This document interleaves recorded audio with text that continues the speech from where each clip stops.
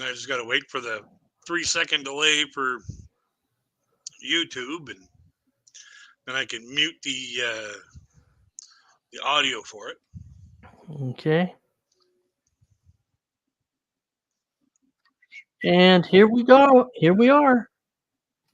We are live. Yeah.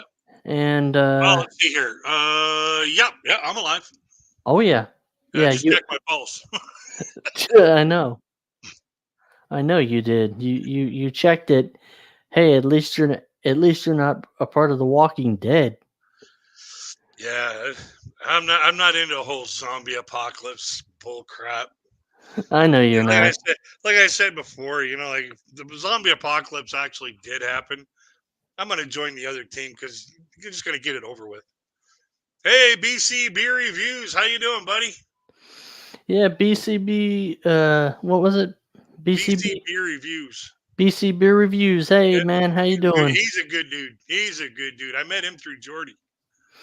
Oh yeah, Jordy, yeah. Yeah, Just wait till all these new people start showing up, Crazy Kid. You're gonna enjoy it. hindsight's Oh hindsight man. 2020. Oh yeah. Mike F. Hey, I'm doing fantastic there, buddy. Yep. Um, John Lobley's here from my channel. John Lobley, what's up, Yeah, buddy? yeah, just hanging out with RJ, and hey, let's see if we can have ourselves some fun. RJ just went through a monster surge in support. Oh Uh, yeah. he just doubled his subscribers like overnight. I wish I could have a night like that. My God, dude, I went on this woman's channel, John, and I had 67 subscribers. I went on there like at 9:30, right? I went on her panel at like 9:30, got off at like 1:30. I checked my channel and I had 149 subs. And now I'm at 161. Okay, Teresa Murphy, MUA and more says hello, RJ and guest. Hello, Teresa Murphy. Mike F saw RJ on both Angel and Tommy Sting's channel. Uh, Yep. American DL Bella says basically hello. Hey, American Dale Bella, welcome. Tommy Stiggs Social Club says good evening. Good evening, Tommy Stiggs. How are you Jane doing, says buddy? hello to everybody. Hello, Hello, Jane. everybody. Hey, Jing. Eh, Everybody's showing some love, showing some support. That's Yep. just fantastic. And I checked the likes. I think Yeah, the we got last time nine in the box, 26 likes. holy sh Holy damn, shebang, shebang, shebang. 9 in the box already right out of the gate, Oh yeah, dude. you're batting 1,000 here, bud. Holy crap. So Yeah. thanks guys. I appreciate it. And please share this on your community tabs. Share this on your community tabs and let people know that the party's getting started. Oh yeah.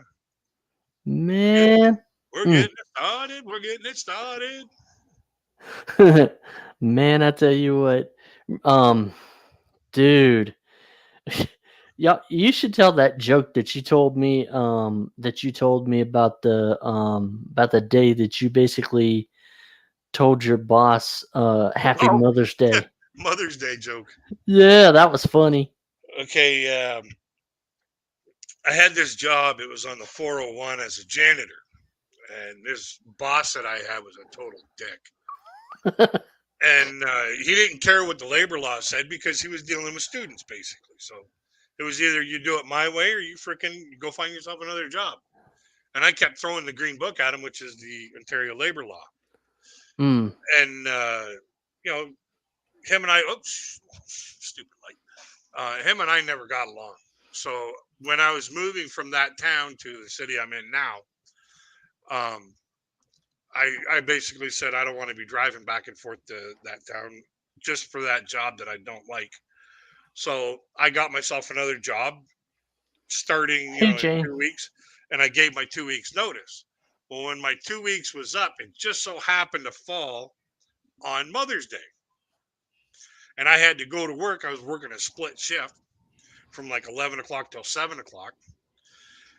And this dude was working till 5 o'clock at night. And so he gets to the end of his shift, and he goes to leave, and I went outside and I was, hey, Martin. And Martin's a guy. I was, hey, Martin. He turns around and goes, what? And I was like, happy Mother's Day. And he goes, but I'm a guy. I said, yeah, but you sure are a motherfucker to work for. The look on his face, priceless. Oh, this is Crazy Kid 949. And Crazy Kid is a good friend. He does stand-up comedy. Well, more sit-down comedy because I do it all in my chair. Well, yeah. You know, I don't have the room to stand up. Mike and Hey, Jen are talking. Sunflowers. Hey, how you doing, hon? Hey, Going to get a lot of people here tonight. all good here in North Jersey. Good having you in our show this morning. Yeah, Tommy. Hey, man. If you want to come on, I can send you the link. Do you would you rather me put it in the chat, or would you rather me send it to you via email? If anyone else, send it by email. This way, here you don't get every Tom, Dick, and Harry. Oh yeah, that's right. Yeah.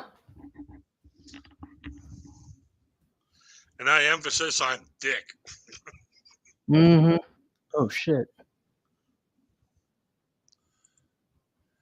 Let's start this party popper. Oh yeah. Oh yeah. So if anybody wants to come on, they can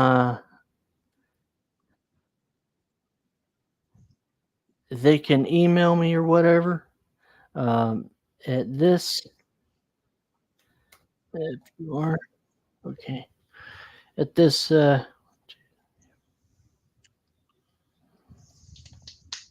yep. Angel Gotti. Angel Gotti. Angel Gotti in RJ told me about being on your live stream last night. He said you are one amazing person. Yes. Yes, she is. Angel Gotti, I'm glad you're here. Angel, if you want to come on, just send me an email at the email address I just put in the chat. And I'll bring you on, and yeah, we can have some fun. Oh yeah. So this is my buddy Crazy Kid 949. He's a good friend of mine. So anybody DARPA. How you doing? Who? Project DARPA. Oh, Project DARPA. Hey, Project DARPA. How you doing, buddy? Project DARPA. Okay. So let me just check my.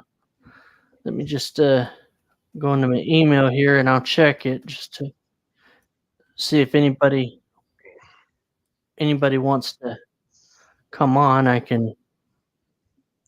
She says she's just got to feed all the animals. I already ate, thanks. God. That was that was great. That was fucking great. Hey, nice to meet you too, buddy. Yep. Oh yeah. Oh, Shane Smith says hello, RJ.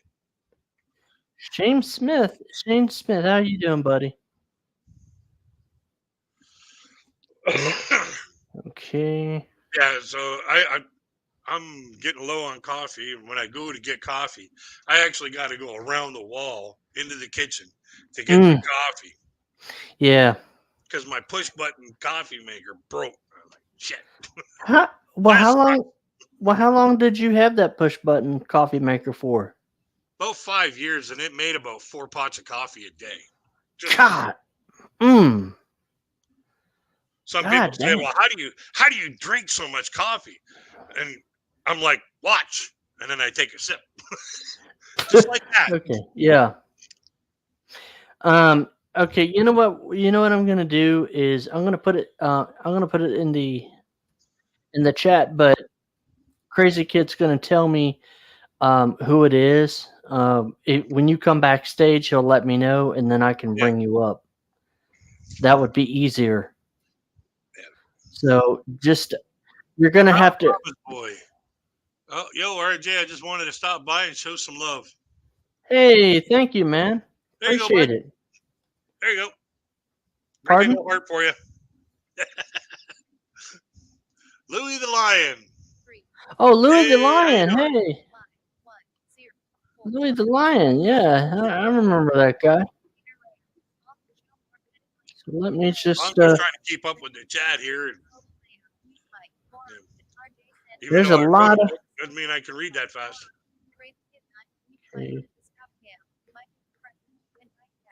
All right, let me create an invite link here, and I'll bring some people on. Yeah. Angel Gotti says, hello, I'm going to feed the animals. I'm listening while I get their food ready. Okay.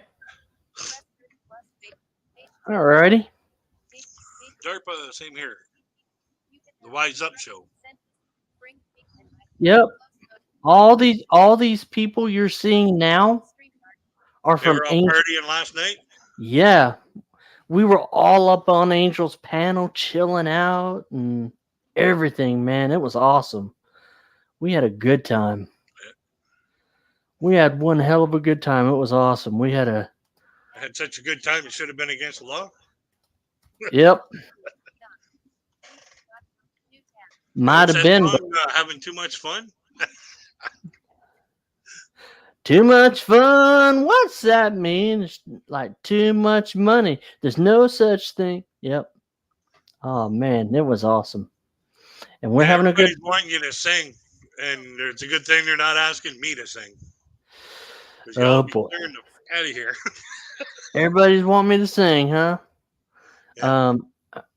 All right. Hold on. Let me get this. Oh shit. What did I Louis the do? Lion says you a great guy that brings light and love and compassion. Very nice words there, Louis the Lion. Mm-hmm. Thank you, buddy. Thank you, Green Lion. I appreciate that, I'll man. give you 2 thumbs up. Yep. Why All only right. 2? Because I've only got 2. Yep. I'm just getting this ready so I can get this in the chat for you guys. An individual that leads his people to doom are what we call a false prophet, of him who speaks nothing but false claims, but a man that leads his people to the light of hope leads his people to success. Am- Exactly. Amen to that. So let me just check something here. And to add on to that, Louis the Lions, there's an old saying for that too. Yep. Who's the bigger fool, the fool or the fool who follows him? Yep. All right. American Bella, RJ is a breath of fresh air. Thank you. I don't think he's eaten so many beans lately. Appreciate it. Conservative Appreciate it. Colin. Hey, RJ and Crazy Kid, worked all day. Good to be home, enjoying the weekend. Yeah, have a good one. Guys, Conservative Colin is also blind. Louis the Lions. I am a new upcoming book author coming out with my new book. That was my newest book quote I sent. Oh, okay. Cool. Yeah, I wrote I wrote a 5-book series. Self-published it through Amazon. And let me tell you, I'm so glad that spell check and Grammarly don't have a voice and appendages, because if they did, I'd have an earache and I'd still be in the coma from the ass whooping that I received from all my mistakes. All right, I'm gonna make you a moderator, Angel, so that way you can mod my chat for me.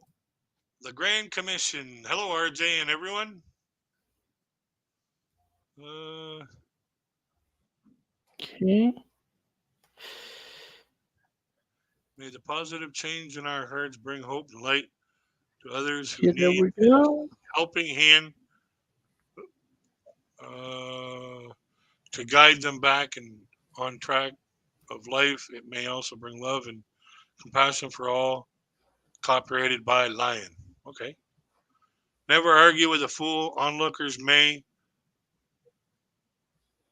not be able to tell the difference when arguing with someone that deserves your silence. Copyrighted by Louis the Lions, aka Louis Yeah.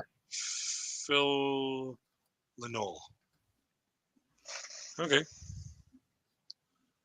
Tony Silo. RJ, God bless you, buddy. Hey, Tony.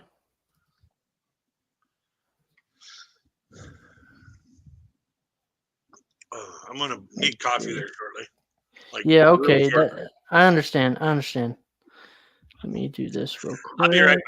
back All right. because I gotta keep my whistle wet.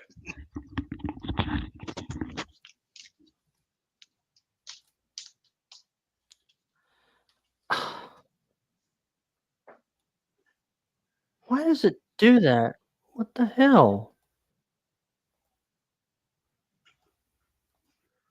I'm trying to find. That was really weird. Why did it do that?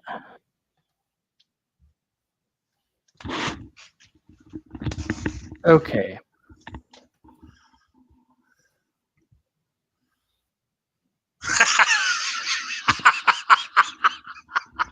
Okay. Oh my God, John Lobley, you're crazy. He says, "Kid, the guy that invented spell check died. The farmer being held tomato." That is funny.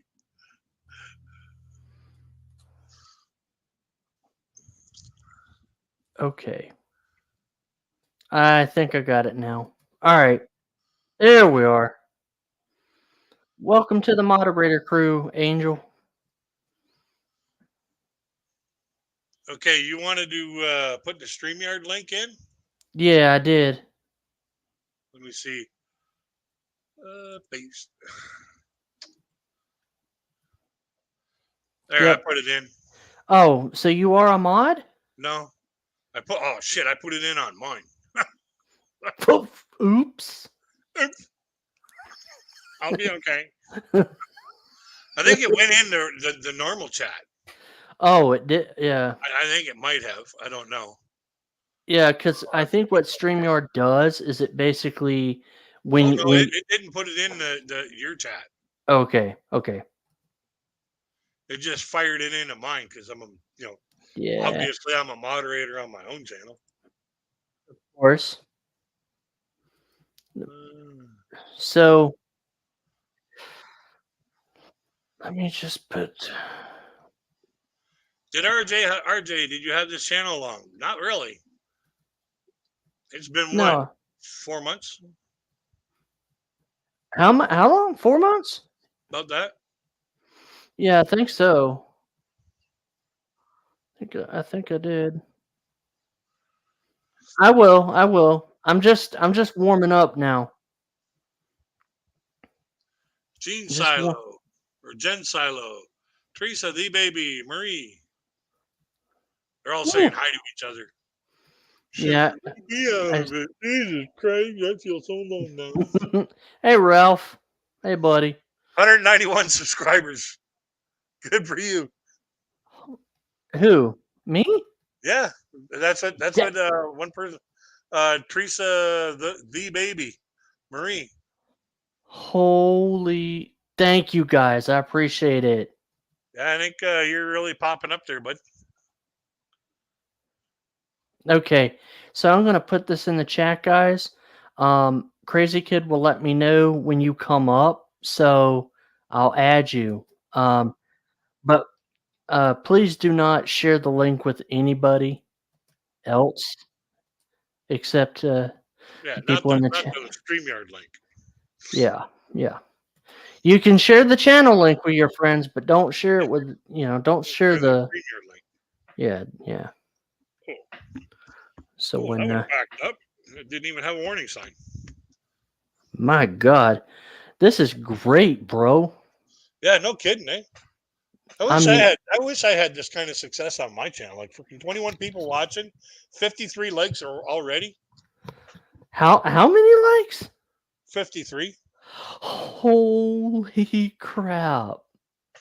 Yeah. Dude, this is awesome, Oh bro. yeah, you're having Thanks. a great show tonight here. You know, Oh great. yeah, man. So the link's in the chat. If anybody wants to hop on, they can. Uh, did you highlight the link?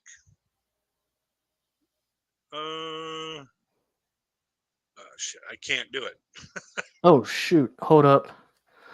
Do I need to make you a moderator, Crazy Kid? It might help. All right, hold up, buddy. Hold on. Because then I could pin a comment and just leave it up at the top. Okay. Yeah, thanks, man. I appreciate that. You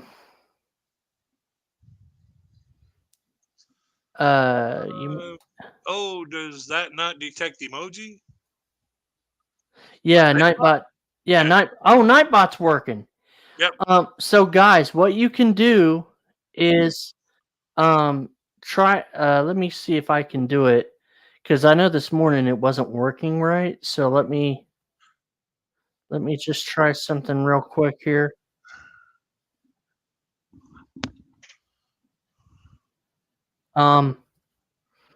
Because basically what you can do is you can type weather and then your location, and then Nightbot should tell you what the weather is.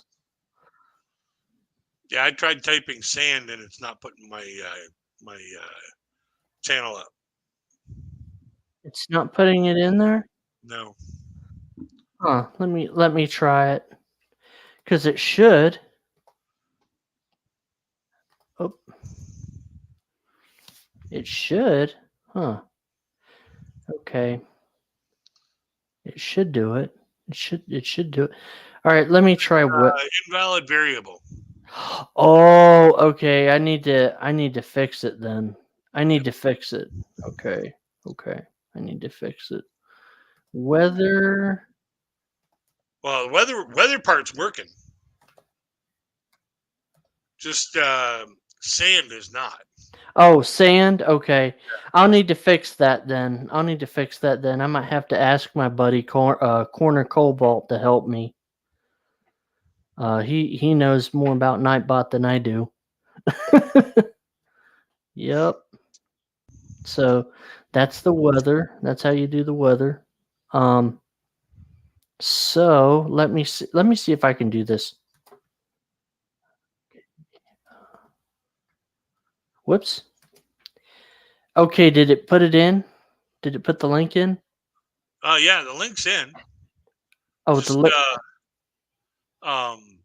you need to pin it. Oh, I need to pin the link. Okay. Yeah.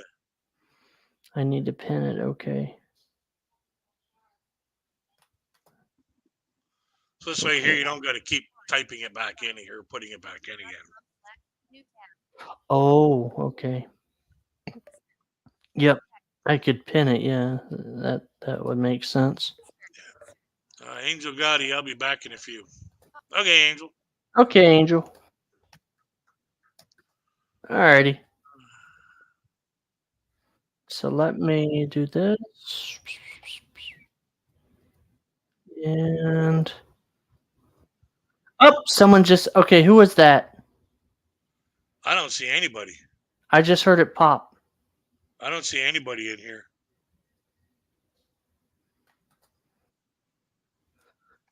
Okay, let me just see.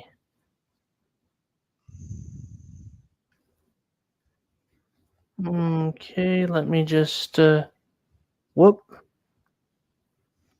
Let me just check and see. Because I just All right, who's backstage? let me just Mike F wants to know how you and I met. I watched a Reality Check Files video, and it had RJ on it, and I watched him being completely disrespected by this guy. So I went over and I checked out RJ's channel and found out that RJ was a pretty damn decent guy. And then next thing I know, he was Oh, he it's was the on my Wise live. Up Show. What's that? It's the Wise Up Show. Oh, okay. Hey, wise up. Hold on, guys. I wish I could do what you are, wising up. But yeah, Hold on. I saw RJ had a live stream, and I went on his live stream. I was sitting there shooting a breeze with him I in the just chat, I and then just- we just became friends ever since. I just wanted to jump on very quickly. I can't tell you how happy that I am that I came across RJ last night in Angel's show. I really have to thank Angel for bringing him on. You know, I'll save everything for the Sunday night show because RJ is going to be on my show Sunday night at 7 p.m. So I'll save everything for Sunday night. I'm really honored to have him on my show. I really am. Thank you, and Ralph, I'm honored to be on your show, buddy.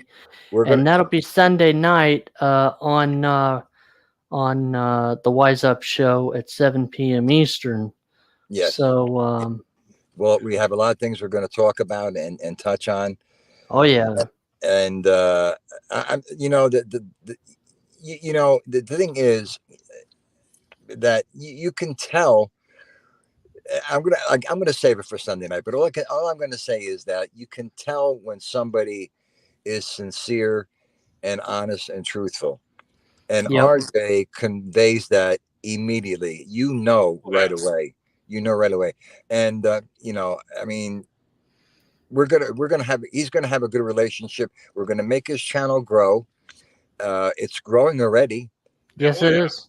You know, I mean, just from being on Angel's show and when everybody subscribing, I subscribe to it, and a lot of other people in the groups that I'm in subscribe to it. So Thank you, buddy. we're gonna help. You know, listen, if it wasn't for Angel, I would have never known about you. Yeah. So I've always said that RJ's an inspiration because, like, you know, anybody can do this. Like, I couldn't even imagine doing this with my eyes closed. I'm having a hard enough time doing it with my eyes open. Well, that's So- one of the things we're going to touch on Sunday night. So I'm going to jump. I'm going to jump off now because I'm at work. But Mhm. RJ, I'm looking forward to having you on the show Sunday night at 7 p.m. Yeah, Get me ready, too, get buddy. ready, buddy. Get ready. I am. All right, pal. You know Everyone it. I'll see everyone- if I get back from my parents' place on Sunday after the NASCAR race, and then jump on see the stream. You're more than welcome. Everyone's always And y'all, please subscribe to Crazy Kid as well. He's a good friend of mine, and he helps me out, as you see. And so, could y'all show him some love, please? I really appreciate that. He's a good friend. Crazy Kid. You have a channel? Yeah. Oh, you do. Yeah, I got a Okay. stand-up comedy channel. Do you? Okay, I'll sub to it. Okay. Yeah, that's Crazy. All, Yeah, all my routines are personal experiences. That's the best. Oh yeah, That's the best. reality's too funny. Yeah, that's like Mhm. Sebastian Maniscalco does that. Yep. He does real reality. Okay, guys, looking forward to seeing you. Yep. Have a good evening, everyone. Lots of love to you, buddy. Same alrighty, to buddy. you. Same to you. What a nice guy. What a Oh, yeah. nice guy. Like I said, Yeah. I gotta actually what I should do. Let me open up another YouTube station. Where is he at? Where is he at? Where's who at? I gotta try and find. Well, I remember he was at the very beginning, right there. Copy that. I'm gonna stick it in here. Paste. Hit the enter button. Oh, don't play music on my show now. Oh no, I'm not playing music on your show. I'm just subscribing to the Wise Up. Oh, I'm sorry. Yeah, I just I'm sent sorry, you, man. So what do you think of that tune that I sent you? Dude, earlier? I've known that song, bro. I love that. Have shit. you I love ever that had one of those days where watched nothing goes right? Warren Jenkins skateboard and talk. Says hello. Hey, man, how you doing? Man. We're having RJ a good. We're brought having a a good. lot of great things Mm. for me to focus on. Oh yeah, man, this is great. Yeah. But, oh yeah. You know, that's what community is all about: networking, friendship. Mm-hmm. Yup. And when friends get together, we have a good time, man. Well, and it's just like Eli. You know, even when Eli would have our disagreements, he would always say, "One thing I can say about RJ is he is a good networker. He knows how to network." Yeah. He always says that, regardless what's going on. He always says RJ is a damn good networker. Oh yeah. So y'all go and check out my buddy Crazy Kid, the guy that's on the panel. Me. His channel is Crazy Kid 949. Just like it says on the screen. Yup, just like it says it on the screen. And he's a really good guy. I can't say enough about him. When the Wise Up Show guy was saying, you always know what you're going to get from RJ. Like, yeah, you always know what you're going to get from RJ, but he just doesn't know what color it is.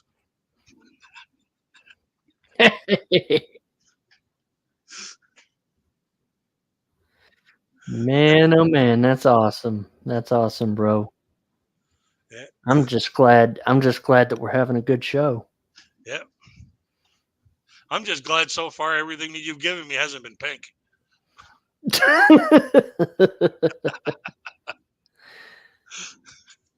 Yep. God. Oh man, my What's is driving me nuts. Oh, it feels like I got 1,000 ants running around behind my leg. oh what's the one joke you tell about 5 things not to say to a police officer? Oh, I'll have to play that back because, well, actually, I got the list. Let me get me list. Okay. I kept all my scripts. Oh, you did? Yeah, I write down all my stuff Oh. and put it in front of me, Uh-huh. and then this way here I can look at the camera and just read it and. Cool. Let me see here. Cliff jumping? No. School days? No. Kids? No. Fears? No. Dreams? No. Neighbors? Neighbors? Never say to a cop. Yep. Let's see if I got these in order. Okay. Things I found you should never say to a cop. Because, like, they always ask you that dumb question, you know? Do you have any idea why I pulled you over? And it's like, seriously, is your memory that bad? So, it's not like I'm going to tell you what you pulled me over for. I'm not going to tell you something that you don't know. One time I actually said this to a cop, and this is when I found out that you should never say this to a cop. Mm-hmm. I was the winner of a door prize at the last policeman's ball, and you're here to drop it off for me.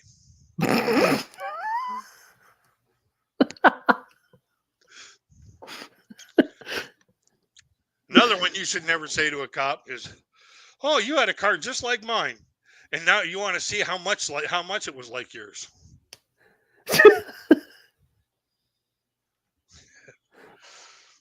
Another one is, "You've always dreamed of having a car like this, and now you want to go for a ride."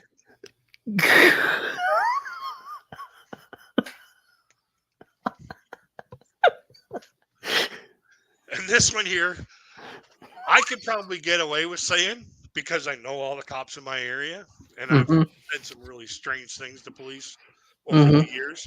Mm-hmm. And this is something that a normal person should never say, and especially a person who has a bad reputation with the police. Mm-hmm. You should never say, "You need a coffee and a donut, but you don't want be teased about it when you're at the donut shop.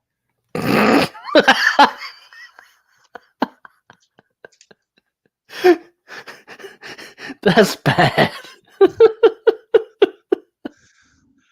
Now, for some of the things that I did say to a bunch of cops Uh-huh.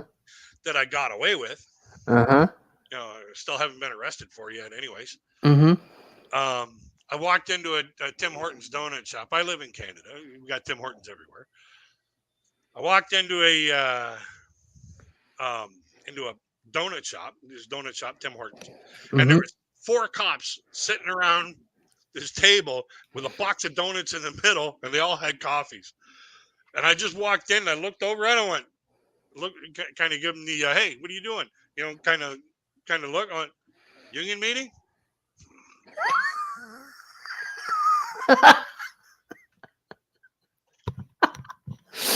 Woo. Another time, my mom, she gave me these coupons for a 6-pack of donuts for like $2.99 or something like that, which is a good deal. Mm-hmm. Okay. As Mm-hmm. long as you bought at least a large coffee. So I was like, oh, yeah, you don't give a fat guy freaking coupons for donuts. Why? Because they're going to use them. So off to Tim Hortons I go to get these donuts. And I got 2 large coffees and this 6-pack of donuts. Okay. Mm-hmm. In one hand, I got the coffees. In the other hand, I got the donuts. And a cop pulls right in front of me with the lights going and everything. Gets out of the car and said, you have any idea why I pulled you? Or he goes, where are you coming from? Fuck, I got coffee and donuts in my hand, dude. Like, that's what I'm thinking. And I just looked at him and went, just finished the day at the police academy. I got homework to do. I was at Donut 101.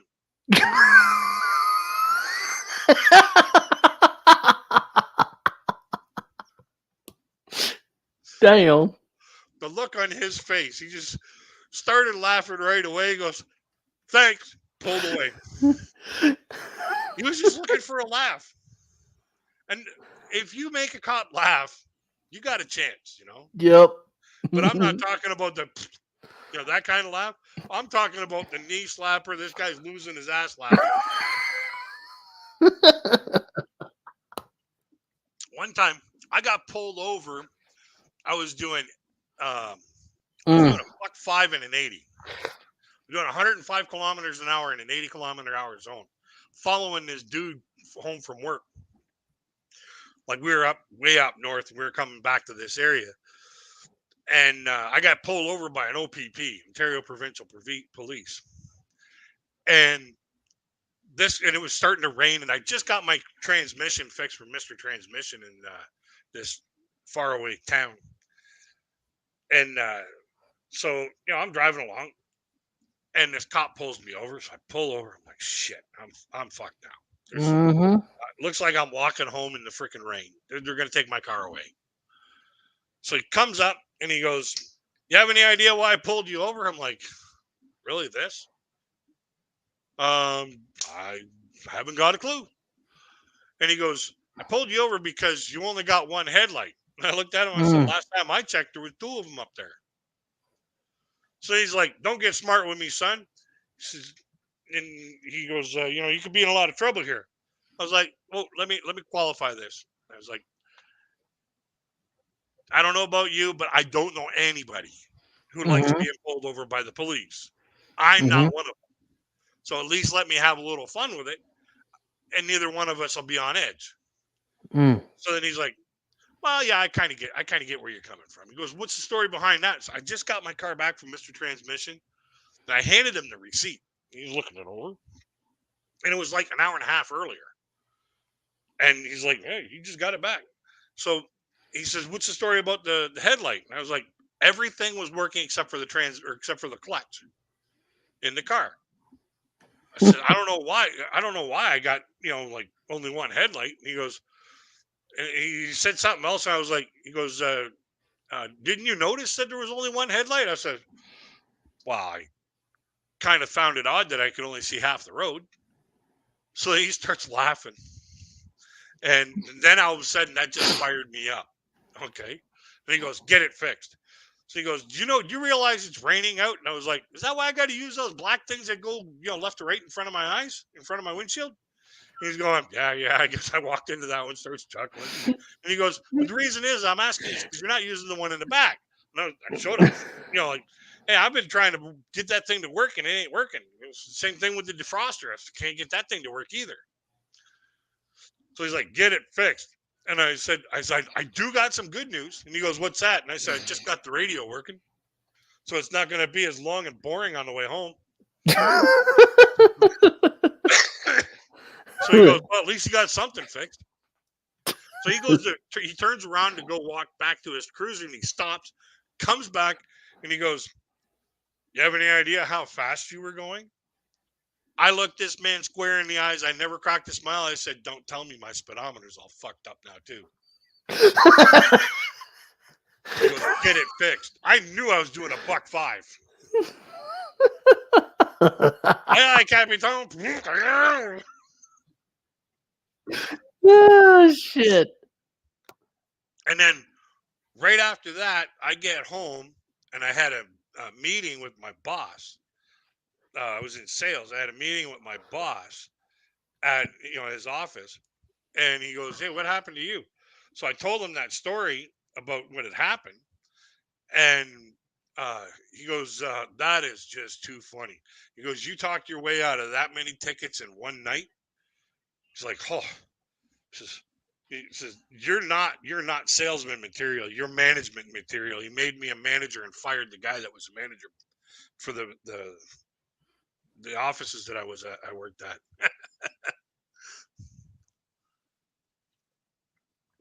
So I got a promotion for all that. Hey, Teresa. Did she pop in the back? Two happy faces on one side. Crazy kid had two happy faces. No. Hey, Teresa. Monday for Colin. Jen Silo. My God. Yeah, the chat's been going like bananas. And I'm not a big enough monkey to keep. Why did you pull me over? Joke's pretty good. Thanks, Mike. Yeah, I can't stand that question when a cop asks me. You have any idea why I pulled you over? Like, seriously? I'm going to tell you about something you don't already know about. Good luck. Good luck with that. Yep. That's awesome. Like you tell really good jokes, man. Thing about it is they're not jokes. They're reality. Yeah. Like, that's the weird thing about like the true stuff is the funniest stuff. Oh yeah.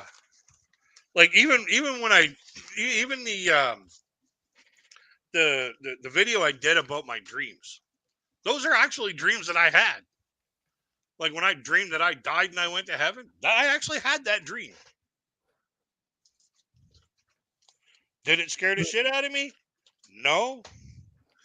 It made me laugh so hard I had to run to the bathroom because I was losing it, man. I was like, oh, I hope I make it in time.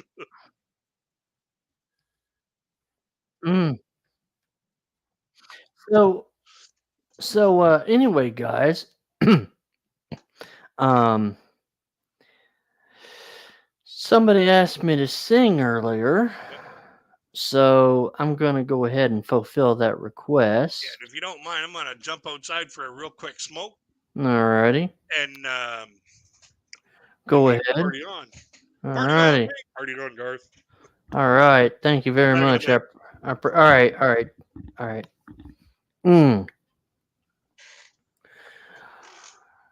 Blame it all on my roots. I showed up in boots and ruined your black tie fair. Last one to know, the last one to show, I was the last one you thought you'd see there. But I saw a surprise and the fear in his eyes when I took his glass of champagne. You toasted, you said, I toasted you, said, honey, we may be through, But you'll never hear me complain, 'cause I've got friends in low places where the whiskey drowns and the beer chases my blues away. And I'll be okay. And I'm not big on social graces. Think I'll slip on down to the oasis. So I've got friends in low places. That's a good one. That's a good song right there. Yep.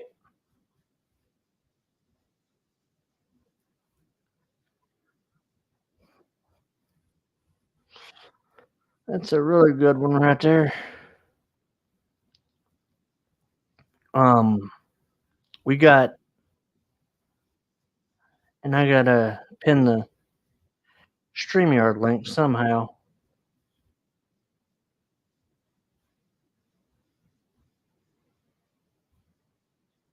Yep.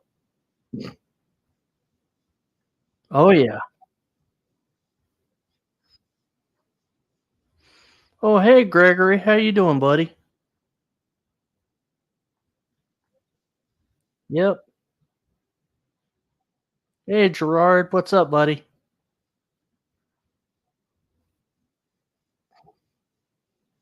Mm. Yep. Yep. Yeah, that's true, Colin. Thank you, buddy. Mm. And let me get to. Oop. Oh.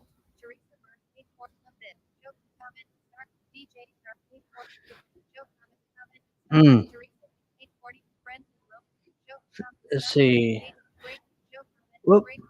Great song here. Okay. Why is it? I'm trying to find the thing here. Mike F.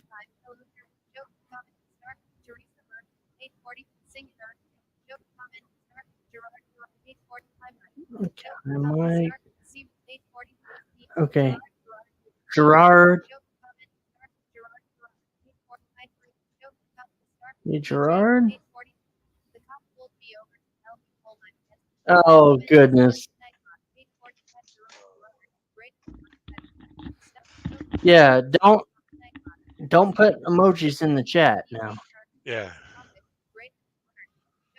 I'm back, everybody. Oh, Angel. Angel. You are a breath of fresh air, RJ. Thank you, Angel. I appreciate it. So if anybody wants to come on, I can put the link back in the chat for you if you need me to, or Colin can. So I'm trying to get to the dadgum chat here. Join the other blind man on the panel. Yeah. Yeah, don't we look like the blind leading the blind, huh? Oh my lord. Hey, Angel. Tell you what, Angel's a good person. Yeah, Angel, come on up. Let's shoot the breeze. Yeah, shoot the breeze. Oh, and guys, don't forget to share this out. Put a like on it. If you haven't already, subscribe. You know? Yeah, it was a good thing that RJ was singing earlier, not me. You should tell the joke about the chicken scratch. That was funny as hell. That's one of my favorite stories. Okay, somebody just popped on. Oop. I can't see who it is. Okay. Oh crap. Let me just see. Because okay. Let me see who this is, y'all. Okay. Do. Yeah, because when I sing, I get no slip underneath my apartment door. I used to like that song, asshole. Oh, Angel.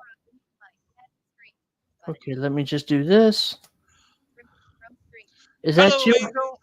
Hello. Is that you? Hi, RJ. Hey, Hi, Angel. Kid. How are you? Hi, everybody. I don't have my headphones on, so if I'm loud, I'm sorry. Oh, no. You're fine. You're fine. How are you doing? I'm good. How are you doing? I'm doing well. Angel, this is my friend Crazy Kid. He helps me out. Crazy Kid, this is Angel Gotti. Hi, Hi. crazy kid. How are you? Uh, I'm surviving. You know, feel like that 1980s song there by Survivor. You know, Eye of the Tiger. Oh, good. Yeah, Angel. Yeah, and Angel, I did see your post about John Gotti III suspension being lifted. That's awesome. Yes, that's right. I'm gonna do something. I'm gonna do a show tomorrow night. Maybe Tony Silo will join me. Yeah, You're more Tony. than welcome too. Oh, thank you. I appreciate that, Angel. So is John Gotti III your son or is he your nephew? He's my nephew. He's my Okay. brother. Yeah, my brother John's son.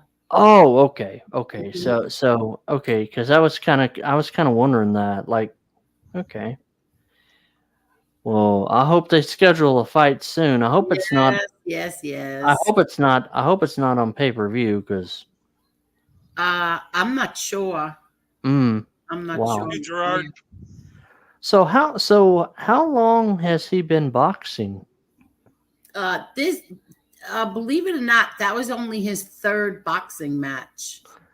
Really? Yeah, he's in MMA. He's more MMA. He's been doing MMA for a few Oh years. yeah, MMA is good. Yes. I don't like violence. Yeah, I don't either. I Uh, well Mainly I because when I get agitated and all of a sudden, you know, things get into a physical situation, there's a chance that I could just completely black out and then lose my shit and start hurting people that don't need to be hurt. So do you? Yeah, this will be number 4. Oh, that's right. You're right, Tony. This will be the fourth one. This will be his fourth one when they do the rematch. Mayweather and Gotti. Yes, yes, Ah, gotcha. yes. Okay. So crazy kid. So you don't watch any uh shows and movies with any kind of violence in it? Like when I'm watching a movie or a show that like say Marvel or whatever like that, I have a certain level of disconnect. But if I'm in the audience or if it's like too violent, yeah, I start freaking out, and that's when it's no good for me. Really? Yeah, PTSD. I was just going to ask you, do you have PTSD? Yeah. Oh, okay. Yeah. Were you So, in the military? no, actually, the military wouldn't sign me up because of my PTSD. Oh, okay, And okay. you know you're not getting in. You know you got some major problems when the Canadian military tells you what you just showed me has absolutely nothing to do with peacekeepers. Mm. Oh, Because yeah. that's what Everybody happened. hit the like I tried out button. for the military because at the time I was in my prime.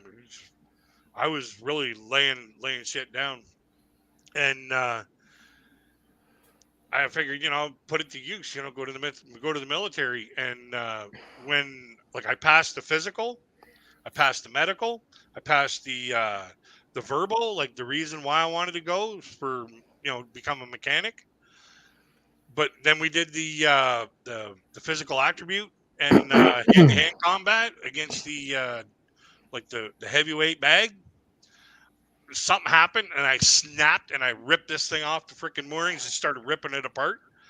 And my cousin told the recruiting sergeant, better just let him be. Let him Are get it you out of his kidding? system. And then when he's cooled off, then go up and talk to them. Mm, But I totally destroyed that heavy bag.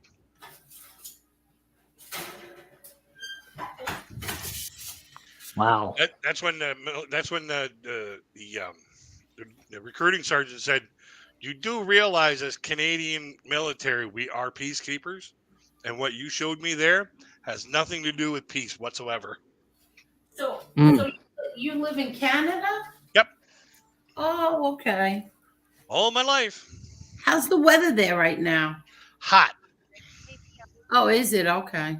Yep. Yeah. And have the fires died down?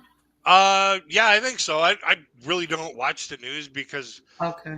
like the United States, our news is so full of murder, death, rape, all the bad things that happen in the world, and I don't like being bombarded with all that kind of BS. So Okay, so you don't watch the I quit news. watching the news years ago. Oh, okay. How But about you, RJ? I listen to the news, to keep abreast of everything. The only bad thing is I don't like to listen to the killings and all that nonsense. I listen to, like, for the weather and stuff like that, but I don't like listening to, people getting hurt or people getting killed or whatever. It's depressing. It's very depressing, I know. And what's really sad is we had when I was a year out of high school, we had a guy in my town here that was bringing over exchange students to study at our high school. But what people didn't realize is he was bringing them over here to molest them. Oh, God. And my uncle was the chief of detectives of our sheriff's department at the time. And so he knew the arresting officer that arrested this dude. And my uncle told me, the guy basically confessed right away.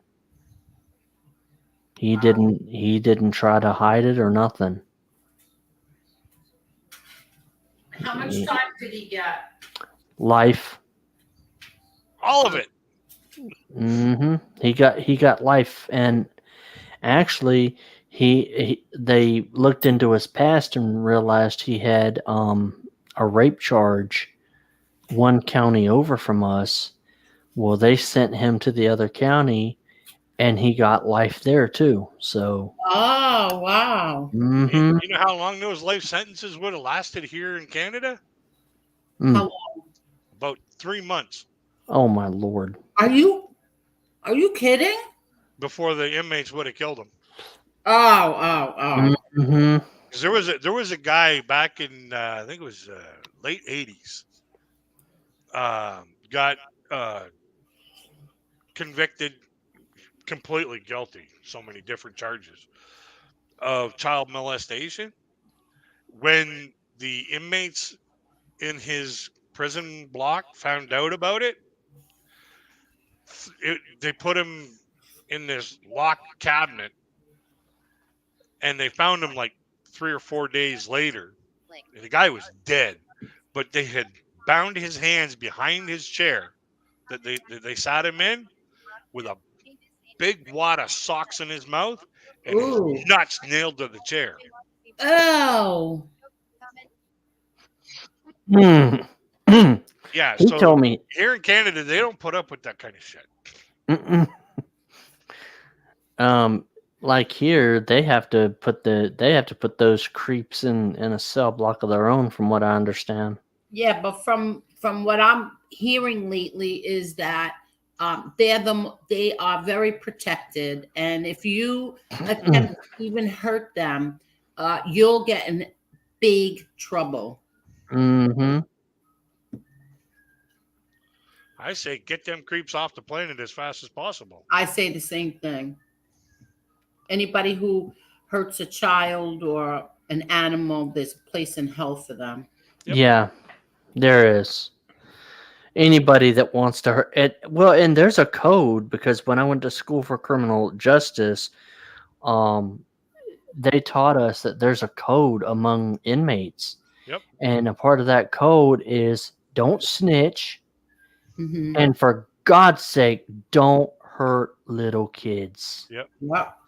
Oh, and we got somebody. Let me see who that is really quick. Because I think we got somebody else up in here. Yeah. Say something in the private chat so I know who you are. Yeah, Coming yeah. out. Yeah, just put something in the private chat so I know who you are, and then I can kind of see who you are here. Gerard. Oh, it's Gerard. Okay, Hi, Gerard. let me get here. It takes me a while because I have to find a thing here. I don't know why it did that. I don't know why it just did that. That's weird.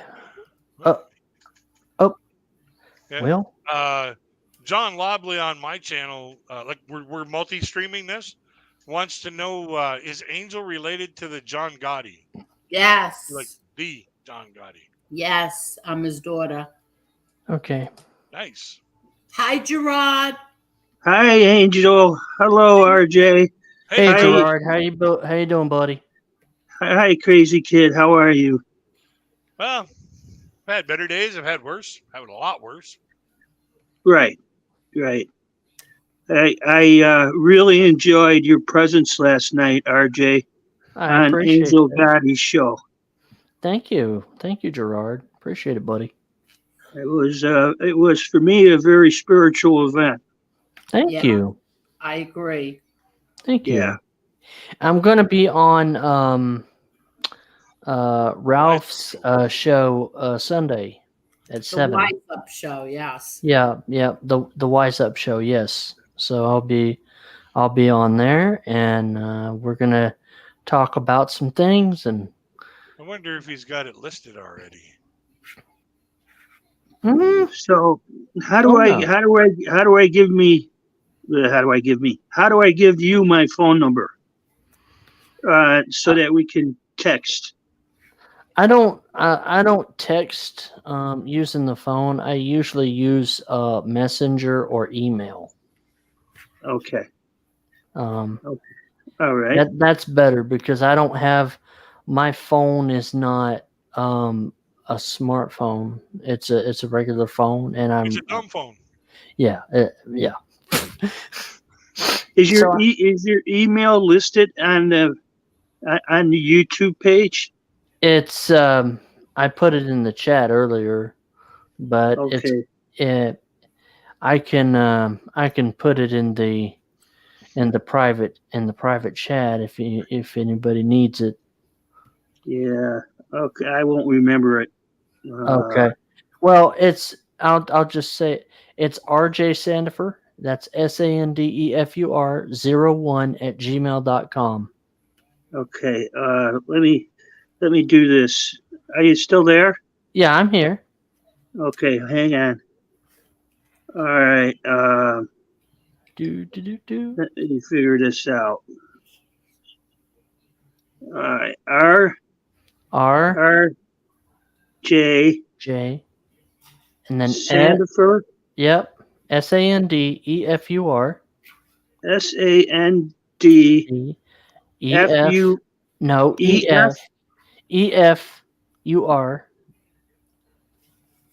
at no 01 okay 01 at gmail.com. Okay, got it. There you go, buddy. So that goes for anybody. If anyone needs to get a hold of me, Angel or anybody else, just send me an email and I'll respond to you. Where is Angel? Oh, she's doing something, I think. Yeah, she's still there. She's just listening. I'm here. I'm just that's why I don't have the headphones on because I was getting my dinner out of the oven. Oh, I'm sorry. Oh, that's okay. That's okay. Yeah. So what are we having tonight? Tilapia. Oh God, we have those here. We have those here. Oh my I God. love tilapia. I'm It's a dying good. fish. Never Yeah. had it. Mm. Oh my God, you're missing a good treat, man. That's I've never heard of it. tilapia. It's a fish. It's like it's something like it kind of tastes like flounder. Mm. Where's it from? The ocean. The ocean. Sorry, I Oh, couldn't okay. help it. I couldn't help. I got no filter, man. No, I mean, what part of the world is it? Is it the Atlantic Ocean? Really? You're asking the wrong person. I am not a fish person. I eat It's in the it. market. It's From I think it's in fresh water. I want to say it's a Oh, okay. freshwater fish. I see. I believe it is. Don't quote me on that now, but I I have no idea. actually. I saw tilapia on a Spider-Man movie, and Hey Google, where are tilapia found? at the grocery store, $6.99 a pound. Freshwater fish inhabit in shallow streams, ponds, rivers, and lakes, and less commonly found only in brackish Yep, I was right. They're in lakes. No, Oh, I didn't know that. I was talking to my Google assistant. But basically they're in lakes because I'm on a lake. Okeechobee County is on Lake Okeechobee, so Oh, sure. that's where we get like the tilapia and stuff like that. Apparently, We that's have- where you got the name for the town. Yeah. Yep. I And know in lakes. I don't think that's good. but we have, I mean, my God, we have fishing tournaments and stuff like that. RJ, is it brackish water? What, Lake Okeechobee? Yeah. No, it's fresh. Yeah. See, I'm surrounded by the Great Lakes. Yeah. Where I'm at in Ontario, I'm surrounded by the Great Lakes. Like I got them all around me. Actually, the song "The Edmund Fitzgerald" by Yes. That happened not too far from where I'm at. by Gordon Lightfoot. Gordon Lightfoot. Yep. One of the So- greats. I used to go down to a friend's house who was east of Lake Okeechobee Mm-hmm. and do some telescope observing. Mm-hmm. And the scene there around Lake Okeechobee, meaning the steadiness of the atmosphere, Mm-hmm. is some of the best you'll find in the United States. It Oh, is yeah. absolutely perfect. Yep. The only thing I couldn't stand were the mosquitoes. Oh, they get bad. They get really bad during the summer months, like May, June, July, and August. But then they'll taper off in September and October. The colder it gets, they'll Yeah. start to taper off. They're Sometimes really here bad in for that. Ontario, we get some big ass mosquitoes, like really big, like almost the size of bees. Really? Yeah, like big around. You know when they're hanging around because you can hear them. You can hear them from a few feet away. You're like, get Ooh. away from me. Oh, yeah. Oh, yeah. Yep. I used to drive up from Chicago through Detroit, up through Ontario, and then come down through Cornwall. One of them big ass mosquitoes hits your windshield. You know it Oh. because when it goes, it really, you see it. What part of Ontario roughly are you from, Crazy? I'm in between Windsor and London. Okay. Okay. Like if Anyway, you've that's driven it. from Windsor, if you've driven from Detroit to Toronto, yeah, you passed right on by. Yeah.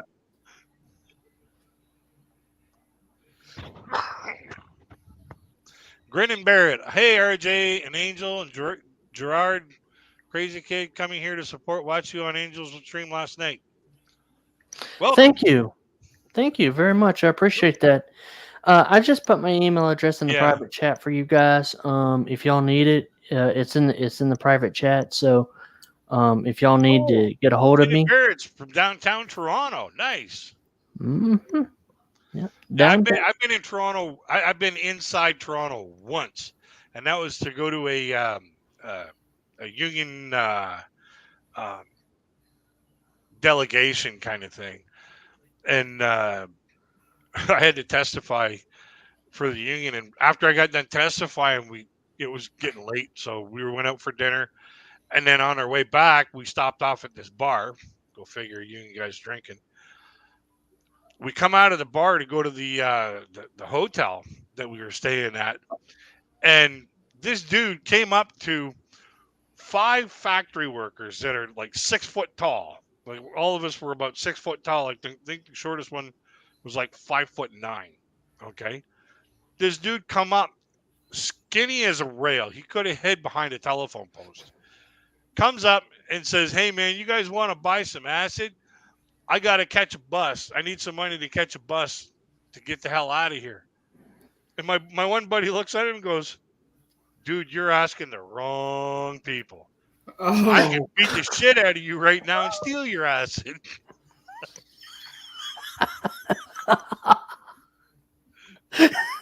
damn. Mm-mm-mm-mm-mm. That dude took one look at the 5 of us. He goes, "I'm out of here." He peeled it, man. He's gone.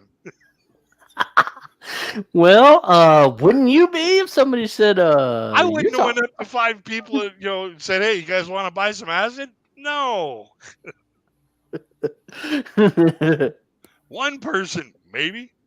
5, nope. Mm. Because when you got one person, there's a 50-50 chance that they're a cop. You got 5 people, there's a chance that some of them yeah. are looking for a way to get out of freaking, get out of the hokey. So, Angel, can you tell us a story about your dad, like something that you remember, something that you remember that he did that was like positive and uplifting? Oh, he did a lot of positive things and uplifting. Yep. I don't know. Let me think. Ooh, I just Get put on a spot, huh? I just stumped Angel, you guys. Yeah, I'm trying to think of. I have so many Mm. stories about my dad, but I'm trying to think of one that comes to my mind right now. Oh wow. Yeah. He made sure Angel didn't get into any trouble. Yeah, well,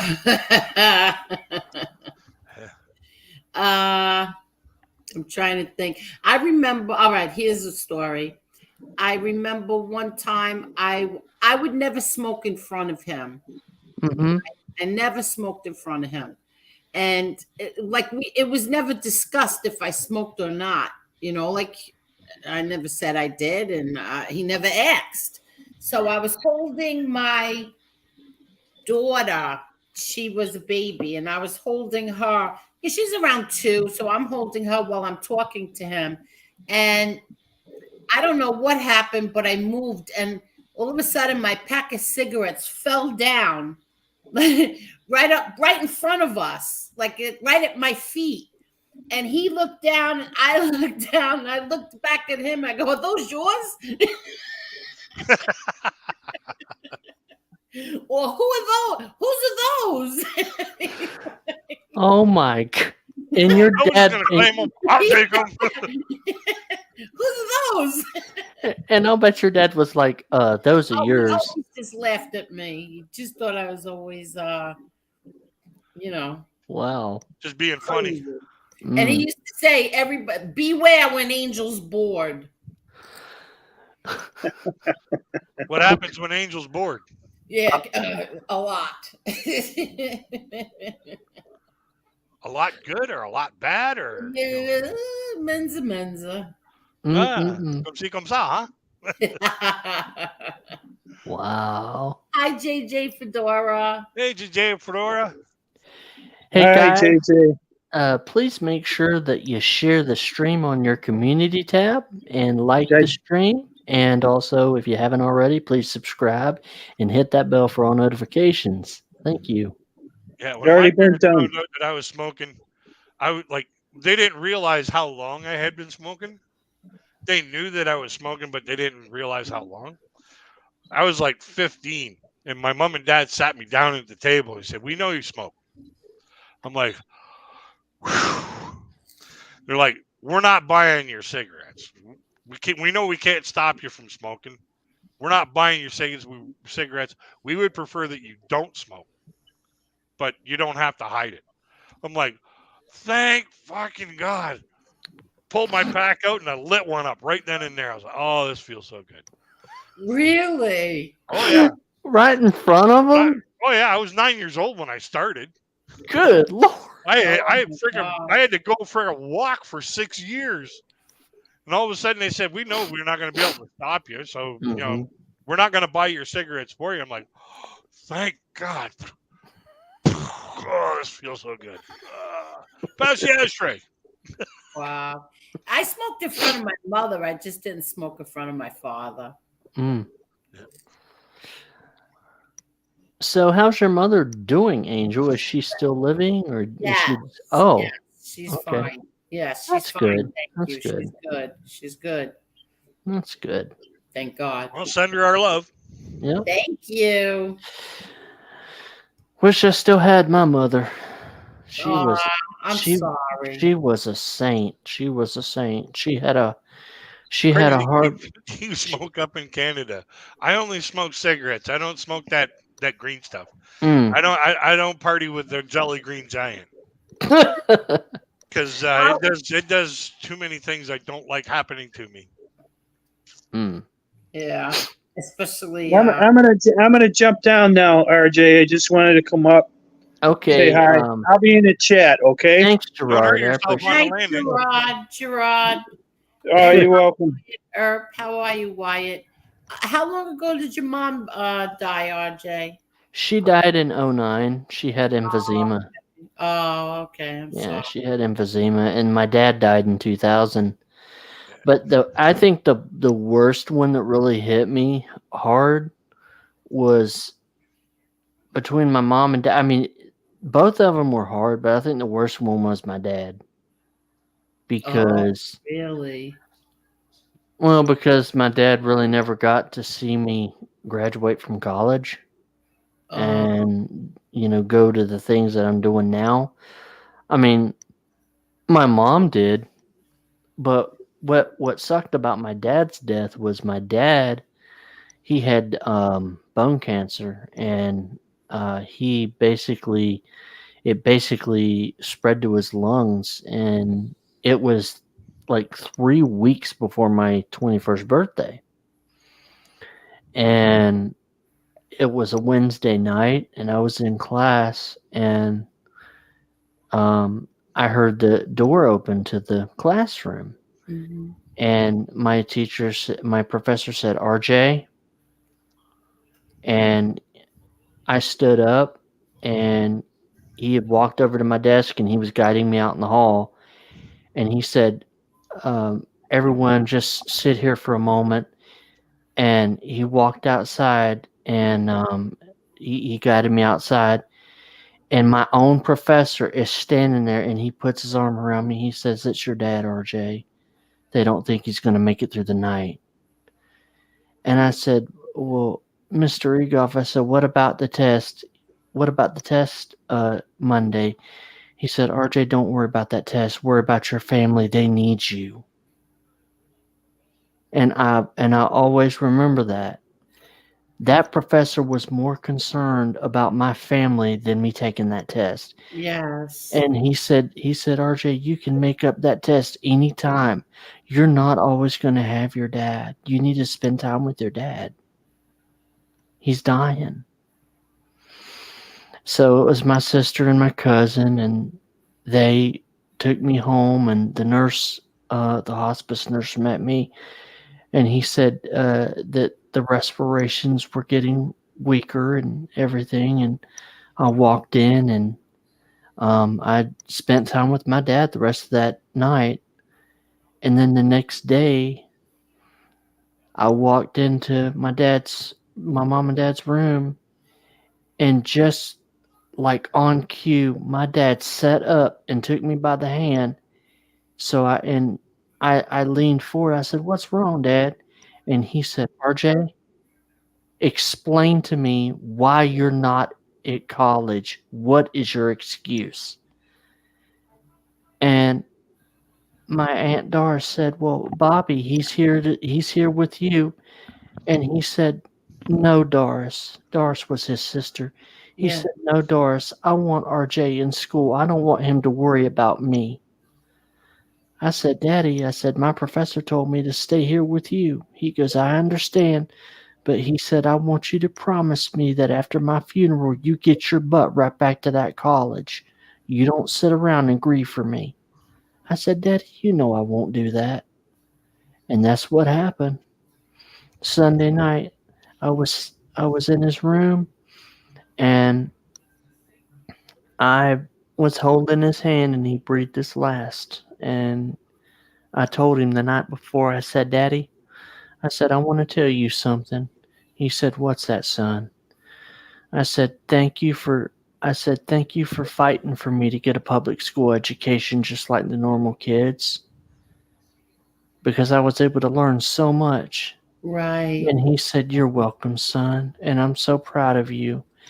And he says, "I want you to promise me that you'll stay in college."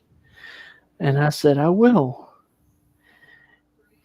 And I hugged him, and that was the last words he ever said to me, was, "Promise me you'll stay in college and don't give up on school."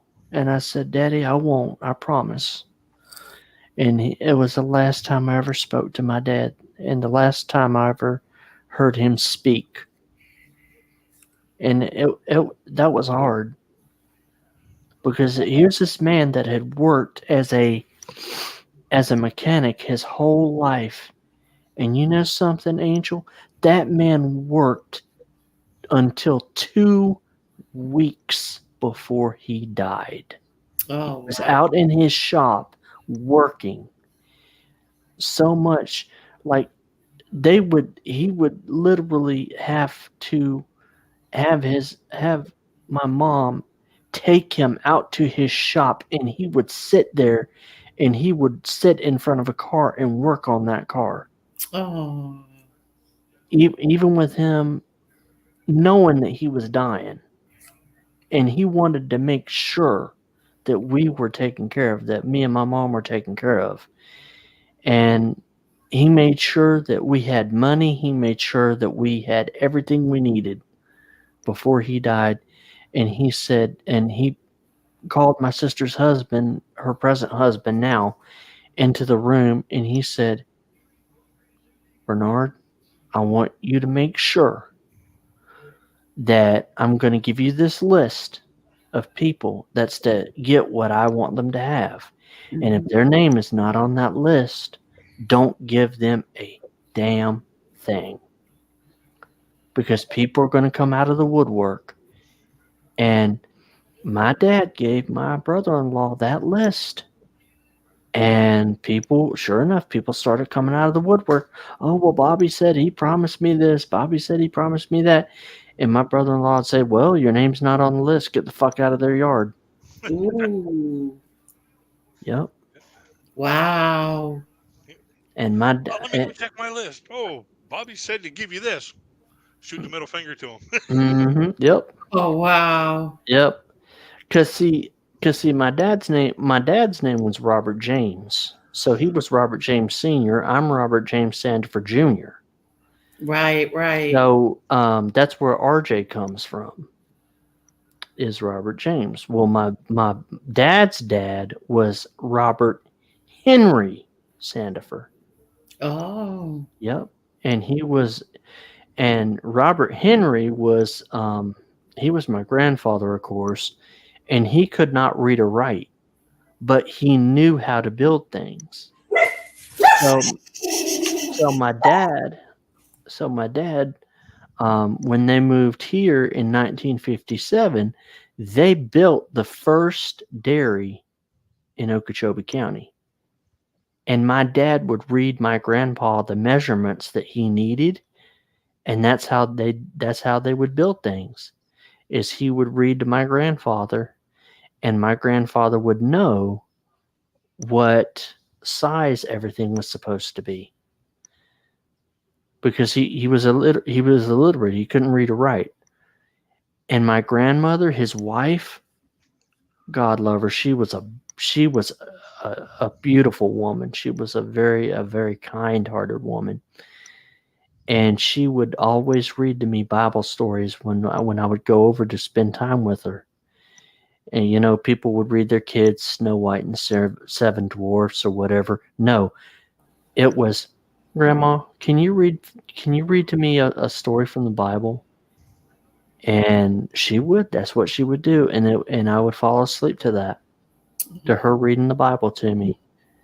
And that's partly the reason why I'm the way I am, because my grandma, it didn't matter who it was. If we met somebody that was older than us, we called them aunt or uncle.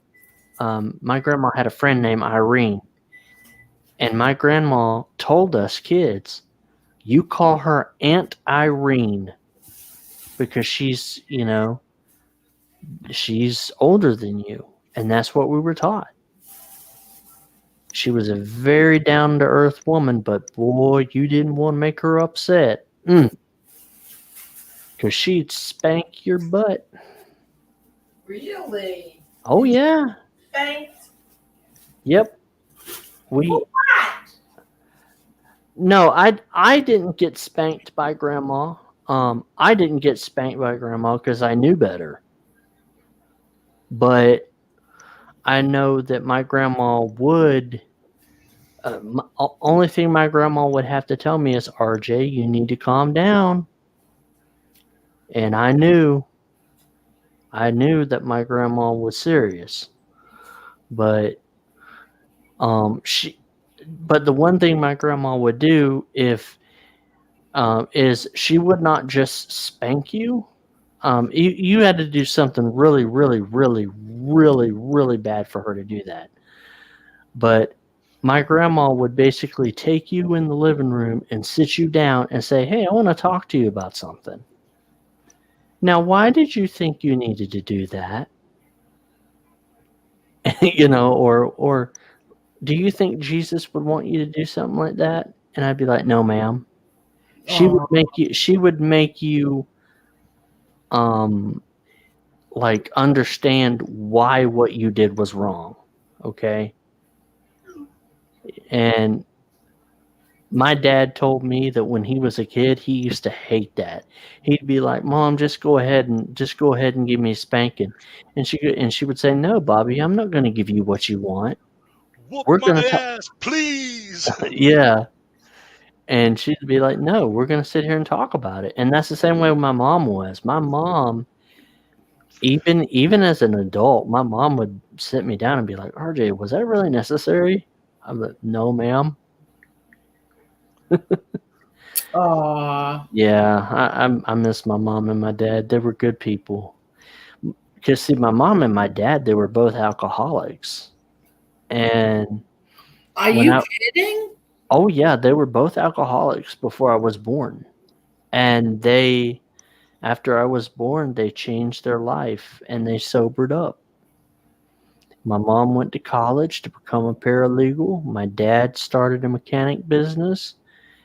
And later on in life, they both decided to go to contracting school to take the Florida contractors examination to become state contractors, to building contractors. And they both passed the test. Wow. The house that I'm sitting in right now, my dad and mom built it with their own two hands. And I helped. Yep. Oh, Mm-hmm. Somebody's on a phone. who's on the phone? I ain't think me. oh, I must No, be it's not hearing. me. I must be hearing things then. Because my ears are so dang sensitive, I can I was just hear. going to say, do you hear me texting? Yeah, that's what I'm hearing. Yeah, I heard a Wow. little doot, and I was like, "What the fuck is somebody cooking in here?" Wow. I'm texting and Angela's in your chat right now, but that's who I just told her that I was on your live and she just now came into your chat. Oh, okay. Marla. I heard the beeping, and it sounded like somebody lit the fire or lit the smoke alarm again. I was like, "Is some fool freaking No, cooking that again?" was my oven. That was my oven. Oh, It's so weird because I can hear the noise that the smartphone makes when you text with it, and it's like, okay, I hear something. somebody's beeping. Somebody, I hear a sound and I don't know what it is, and then when you said, oh, you can hear me texting, I'm like, yep, That's I it. think that's what it is. Yeah, well, now I just put it on silent. How's that? Is it what phone is that? Is that an iPhone or is that an Android? iPhone. Oh, iPhone. Nice. The iPhone has a lot of good accessibility Yes, features. but I don't have the new iPhones. I don't like the new iPhone, so I just keep getting when I'm due an upgrade. I just keep getting the same one, and it's like a 7 or something. Oh, the iPhone. Yeah, the iPhone 7's still pretty good. Yeah, I don't want. I don't like that there's no home button on the new iPhone, so I just like to keep the phone that I have. Yeah. Yeah. Familiarity. Yep. The Yeah, home button. Angela says the blind have extraordinary hearing. So do Mm. people with migraines. Mm. Yeah, that's true. That's When I have true. migraines, I can hear a flea fart from 50 feet or from 50 feet away. Oh God. Oh yeah, like back in the springtime there when I was going through all them migraines and freaking. Oh my gosh. Yeah, man. And I when I remember get a that. migraine, it's not just Mm. I got a little headache. No, I got a full body. It feels like all my bones are exploding. Mm-hmm. And I'm in a whole lot of pain when I have migraines. Mm. That's why a doctor said, "No, you ain't going to work anymore." Mm-mm. Yeah, and them migraines are awful. I know what you're going through there, buddy. Because when I have them, I can't even lift my head. I can't get comfortable. Like wearing clothes hurts. Like Mm. you can feel your toenails growing. It's like, oh, will you stop it? Oh man, think of when you have sciatica, bro. Oh, I've got that too. Oh, Hey, Crazy sciatica. Kid Salute. What is a popular fast? You mean Huh? feast?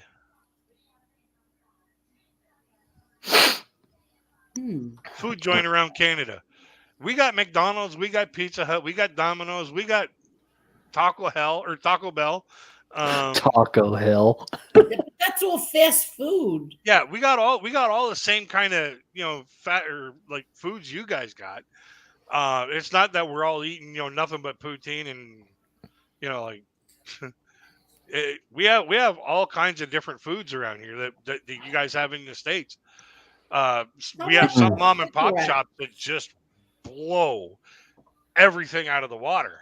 Mm. And you got to go basically city to city to city to find them. But aside from that, we eat the same things that people in America eat. Mm-hmm. But how much is a pack of cigarettes? I don't know. I buy my cigarettes off the reserve. Oh, right. Okay. But I think my brother told me the last time he bought a pack of cigarettes at the store, it was like $18 for 125 pack of cigarettes. That's crazy. Yeah. Yep. So How do you like Trudeau? better off not saying. Oh, okay, that good. No, it's that Mm. bad. Yeah, I know. Fucking pothead should have never been elected. Oh, really? Yeah, And- I've talked to RJ about the oh difference yeah, he has. between fucking pothead, a pot smoker, and you know, basically just a person who recreationally, or medicinally smokes pot. Medicinally, they're in a total category on their own. They're doing it because they're suffering a lot of pain through glaucoma or like migraines or whatever like that. That's a whole different category. They have no choice but to smoke the pot just to get off the pain. Now, the differences between pot smokers and fucking potheads. The pot smokers I can appreciate because they're the ones who sit there and say, "Yeah, I smoke pot recreationally. I smoke it to get high. Fuck it." You know, but they don't go around pushing it on other people or anything like that. They Right. don't say, "Oh, if you don't smoke this, you're not cool." Those aren't pot smokers. Fucking potheads are the ones that want everybody to smoke pot because they think it's cool. They're the ones that going around freaking stealing everybody's stuff so that they can afford to buy their own pot. Those are the people I have no respect for, and they're the ones that say they're the Gen X and new generation teenagers that are saying, "Oh, I smoke pot because of all the pain I'm in from work." Fucker, you've never worked a day in your damn life. Wow. Those are fucking potheads. The ones that lie to you about why they smoke it. It's like, no, you smoke it because you get high and then you just get lazy. Go away. Wow. But I can respect the medicinal, and I can respect the pot smokers. But the fucking potheads, I got a major problem with them people.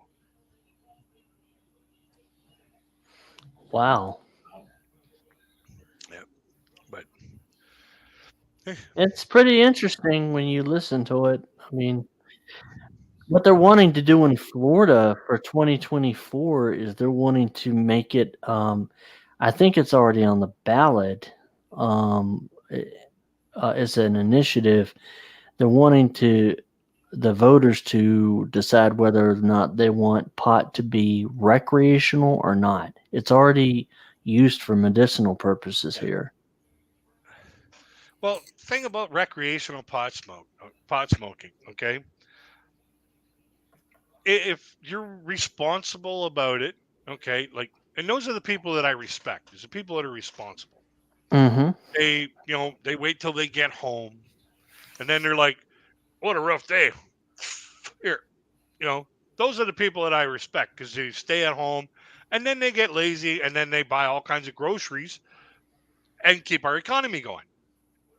That's why freaking Trudeau wanted to freaking push to get pot legalized so that the grocery bills would go up because they give you the damn munchies. Okay, the more people we have on the munchies, the better the products move, and that's economy 101, the movement of products and services. Yep. So you got all these people coming home from work having a bad day at work, and they smoke pot to get over it, to get through it. Right. So those are the people I respect. The people that I don't respect are the people that are smoking pot on the way home, smoking pot at work, smoking pot before work, smoking pot during work, smoking pot, everywhere. And then the only thing that you can smell is skunk everywhere. Oh. And it's like, nah, I got no respect for them kind of people. Mm. Oh boy. And like if I've had a migraine for like 2 or 3 months that I can't shake, or if I haven't eaten properly in a couple of weeks, or if I'm in so much pain that I just can't take anymore, yeah, I'll take a couple of hits, but that's it. Because I don't like what it does to me. It does a few things that are not fun. One, I don't have complete control of myself, which is a no-no. I want to have 100% control of me. Mm.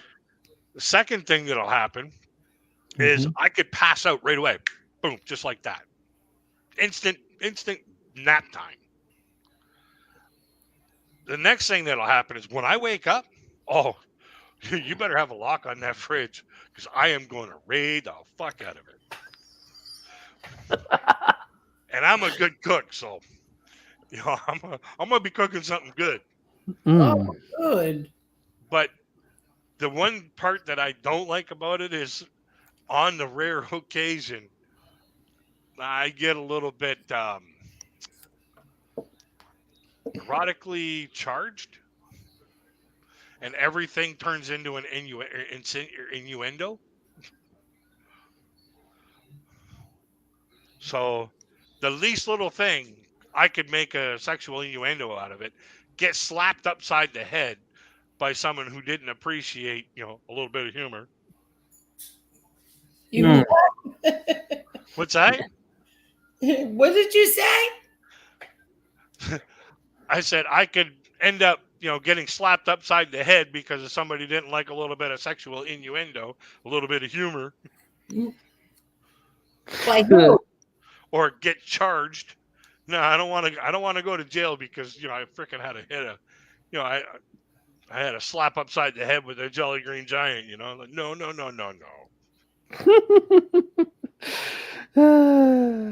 It's really weird because we have a commercial. Remember that commercial when we were kids? Ho ho ho, Green Giant. Yeah. Yep. Oh I my! remember I don't the Green party Giant. with the Green Giant. No way. Yeah, I remember the Green Giant commercials. Oh my God! Actually, just in a couple cities over, we used to have a plant, a factory. They used to flash freeze vegetables for Green Giant, Oh my God! and a cousin of mine worked at it. Really? Oh yeah. I used to go there all the time, freaking, get bags of frozen vegetables when she was working there. It was great. Oh, nice. Yeah, because they'd have the employee days. I'd sit there and go over there, hand my cousin a couple $100, and she'd come back with these great big boxes, and we'd fill our freezers. Wow, very nice. Yeah. RJ, Yes, can you sing a song? yes, I can. I'll sing for you. I'm gonna hit the back end of this cigarette. I don't smoke in my apartment, so Alrighty, go I'm ahead. gonna hit this thing here. While real I'm quick. doing that while I'm singing for Angel, Okay. I'll sing for it. This is a song that I love to sing. It's a good one. Okay.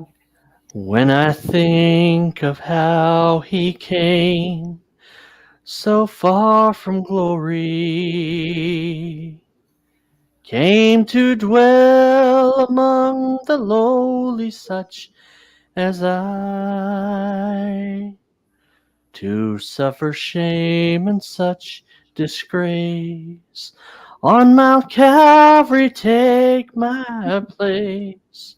Then I ask myself this question: who am I? Who am I that the King would bleed and die for?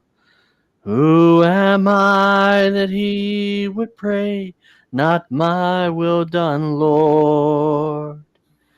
The answer I may never know, why he ever loved me so, that to an old rugged cross he'd go. For who am I?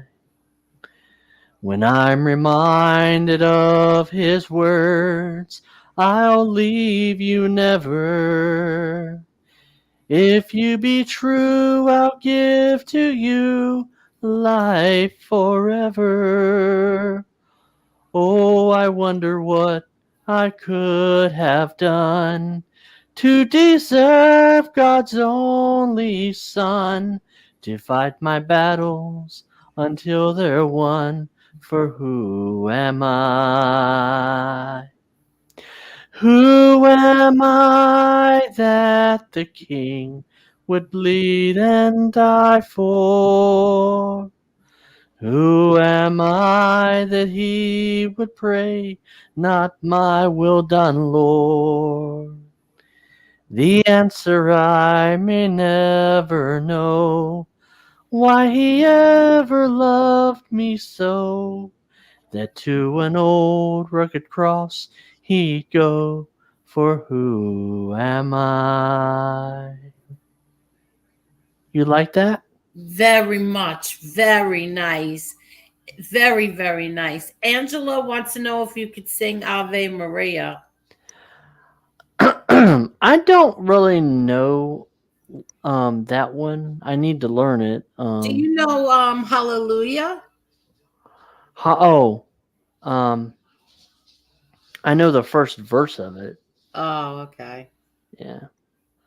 How about an Elvis song? An Elvis song. Oh, let me think of a good one. Or Jones. George Jones. Let's see. Let me think.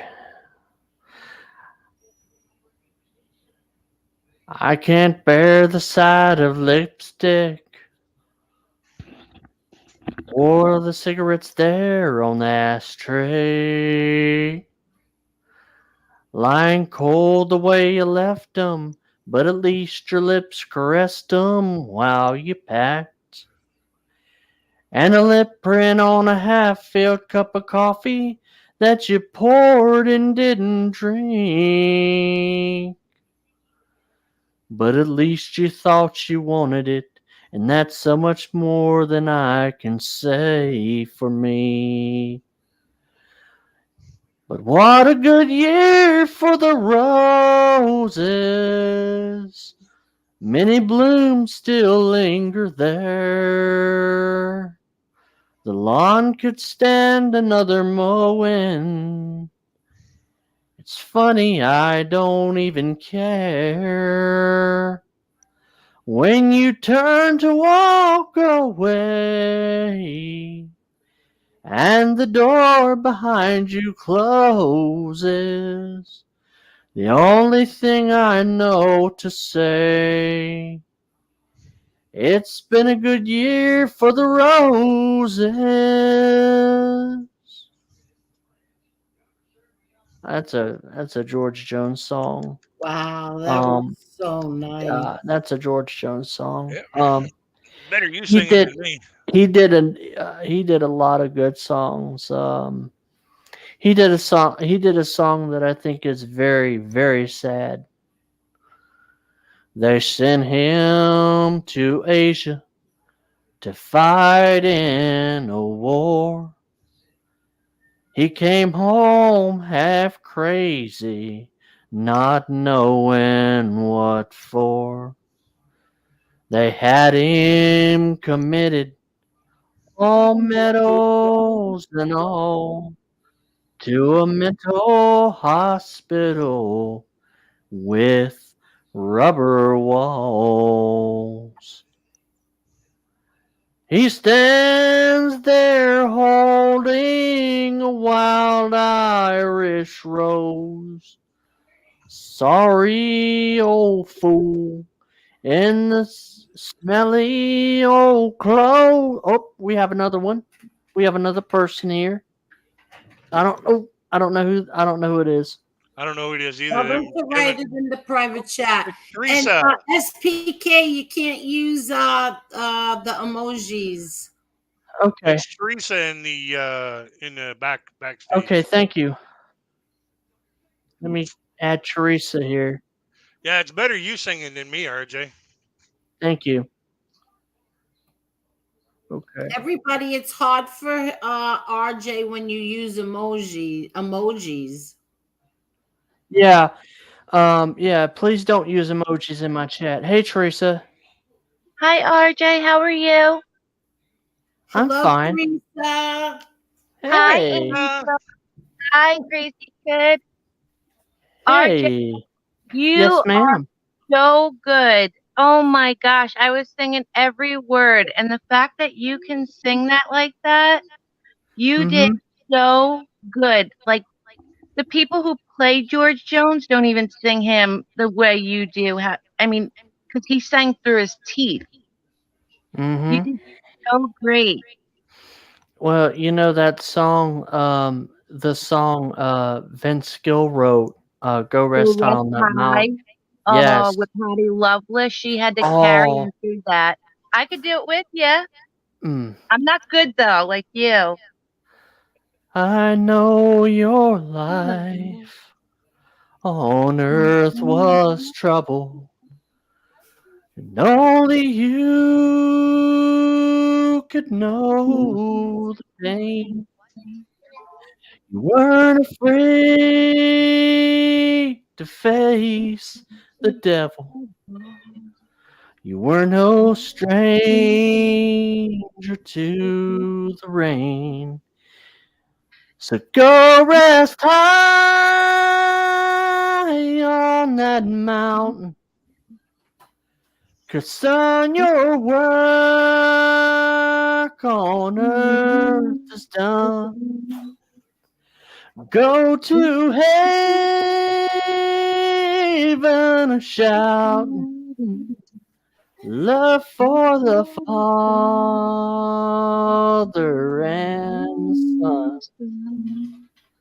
Oh, how we cried the day you left us. We gathered round your grave to grieve. Wish I could see the angels' faces when they hear your sweet voice say, go rest high on that mountain, 'cause son, your work on this old earth is done. Go to heaven, shout love for the Father and the Son. He wrote that for his brother. Very, very good, Um, Audrey. you are so beautiful. He wrote Oh that for his gosh. brother. I And probably ruined it for you. no, You you did didn't. No, so you didn't. great. You know what? You know what's so cool though? I've actually sang that at funerals. People have asked me to sing it at funerals. I remember one time I was at a funeral for a friend of mine. We were in high school together, and he died. And you know, like when you go to the funeral, they have the music playing and stuff like that. Well, I just started singing "Go Rest High on That Mountain" at the viewing, and the funeral was like right after the viewing, and I was standing by my friend's coffin, and I just started singing "Go Rest High on That Mountain," and the funeral director turns off the music, and I start singing this song, and I'm just all just into the song. And the kid's mother puts her arm around me and says, "RJ, could you please sing that at the funeral?" And I said, "Sure." So they called me up, and I started singing it. And when they got to the part, "'Cause son, your work on earth is done," my dad was the one that drove me to the funeral, and he was taking me home. He said, "RJ, when you said, 'and son, your work on earth is done,' he said there were grown men in the audience crying. Oh, You had grown men crying." And he says, "You know, you've never seen me cry, but I was crying too, and I'm your dad." And he said, "You know what?" He said, "Dennis really loved you." That was my buddy from high school that died. We were in preschool together, and he said, "Dennis really thought a lot of you, RJ." I'm like, "I know he did." So he was a really good friend. But Teresa, thank you for coming up. Yeah, I love all that. I grew up on that music, and it's so funny because yeah. they would always call me the redneck Guidette Mm-hmm. when I was growing up. Everybody did because I love country music. Always, my dad grew Well, up on it, so it was just oh always in yeah. the house. Oh yeah. And my mom liked Dean And it's Martin and ingrained in Sinatra. you. It's ingrained in you Yeah, when it you is listen to it, and definitely. it's really weird because my favorite singers growing up were Dwight Yoakam, George Strait, George Jones, Waylon Jennings, Johnny Cash, um, Buck Owens. Chris Christopherson. Yep, Yeah, Chris he did. Christopherson. Yeah, he came Yeah, up with the what is that sound? The it starts with a B. From California. The Dwight Yoakam sings like Buck Owens. They called it yeah, something sound. I can't think of it. yeah. It was Um, they did one song. Him and Buck Owens did one song. Bakersfield. Yep. yeah, the Bakersfield sound. That was it. Yeah, yeah, That yeah. The changed Bakersfield. everything because it was a mix of Buddy Holly and Elvis with Mhm. country. Oh yeah, yeah. Yes. And Yeah. Dwight Yoakam. Yeah, Dwight Yoakam did Streets of Bakersfield. Yep. And it Mhm. was hey, you don't know me, but you don't like me. Say you care as how I feel. How many of you that sit and judge me ever walk the streets of Bakersfield? Not yet. Yep, that I was a like good that one. one. I've got a tiger by the Tiger tail. by the tail, it's see? plain to see. Yep. Oh When yeah, I that sing, was. everybody cries. The pain, the pain. Me too. I got a shower voice. I tell you, another artist that I really enjoyed listening to was Vern Gosdin. I loved him. Yes. Written in stone. That just about No, does it, don't it? Yeah. yeah, just My about mom does and it. dad actually met Vern Yeah, Gosdin. yeah. Actually, it was chiseled in stone, but you were on the right track. Chiseled in Yeah, you're stone. right. That just about does it. And Yeah. is it raining at your house like it's raining at mine? Do you miss me like I miss you? Is it cloudy all the time? Do you tremble when the phone rings and you think I'm on the line? Is it raining at your house like it's raining at mine? Does it thunder and lightning even when the sun shines? Is it raining at your house like it's raining at mine? Is it raining at your place like it is over here?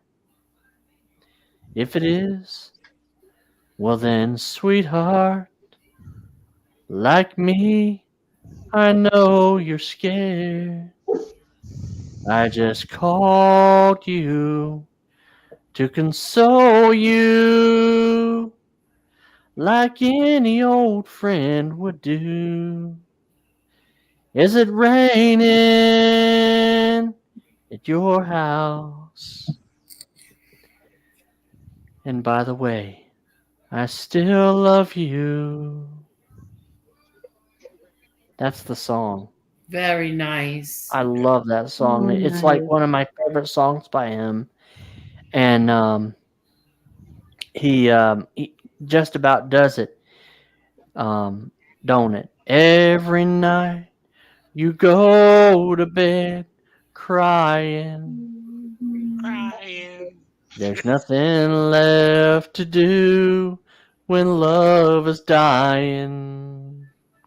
So before the whole world knows how we're hurting, don't you think it's time we pull the curtain?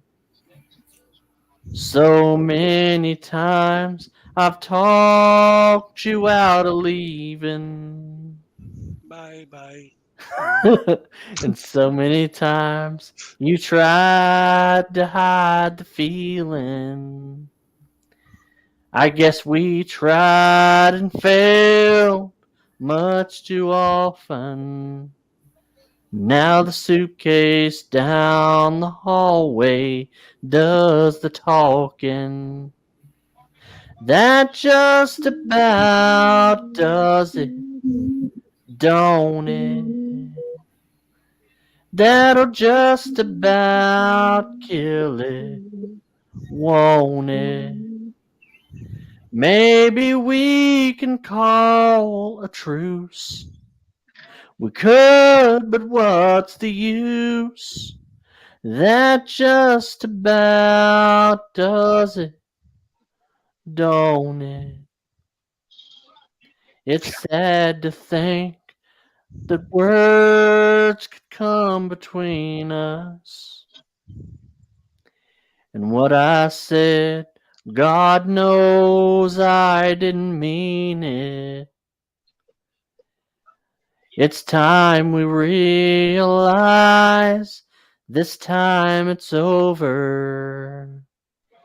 It's tearing us apart to stay together. And that just about does it, don't it? That'll just about kill it, won't it? Maybe we could call a truce. We could, but what's the use? That just about does it, don't it? Yep, that song was released in 1989. Wow. That's so good. RJ, you know what we got to do? Mark Schumacher says, What's RJ, that? one hell of an unbelievable memory. Thank Yes. I can Gotta never do. remember the lyrics to a song. With my comedy routines, no problems. you. What were you saying again? No, I was saying George Jones's song "Your Angel Walks Out of Heaven." You gotta learn that for Angel. There's so many Okay. songs he does with Angel, like Yeah, but- there's a song by Alan Jackson that I just love. I love to hear it, and it's here we are talking about forever. Both know damn well it's not easy together. We've both felt love, we've both felt pain, but I'll take the sunshine over the rain, and I'll try to love only you, and I'll try my best to be true. Oh, darling, I'll try. I love that song. I love that song. It's so Wow, pretty. that was beautiful. You're so good. Alan Jackson is like one of my favorite singers. Like Yeah, I like him too. Alan Jackson's awesome. And Yeah. here's another one. And Crazy Kid, I shared this one with Rosany, a friend of ours. She's from the Philippines, and it's by Keith Whitley and his wife Lori Morgan. Lisa, you or Teresa, you probably Till a remember tear becomes this. a rose. Yep, How did you guess? because I love all that stuff. I Oh, know every yes. word. Yes. You know Yes. Keith Whitley when that song "Tell Lori I Love Her." Mm-hmm. He wrote that the night he drank himself to death over her. Wow. Yep. And Vern Gosdin carried on like a George Jones sound. So a Mhm. lot of the song "Wrong Number." Uh-huh. Well, George Jones sang "Wrong Number" first. Uh-huh. And he told Vern, he said, "You can sing any one of my songs any day." Yeah, and um it's really weird that you mentioned Keith Whitley because his son Keith Just and Lauren's son Jesse it has an album yeah. and he sounds just like his dad. You think? I I think don't know. I mean, I don't want to be one of those people like, Hank Williams and Hank Jr. Like, he well caught a they lot have a of different flack. style but Yeah. like he honors But his not dad. his He's not story. like he honors his dad. Like he actually there's a YouTube video of him singing "Tell Lori I Love Her" Yeah, to his mom. to his mom, and Yeah. I'm like, wow. But uh, I just love "Till Each Tear Becomes a Rose." Me and my sister, see, when I was younger, my sister and I, my sister, my dad, and I was like 14 when we started doing this. We had a karaoke machine and we called ourselves the RJs.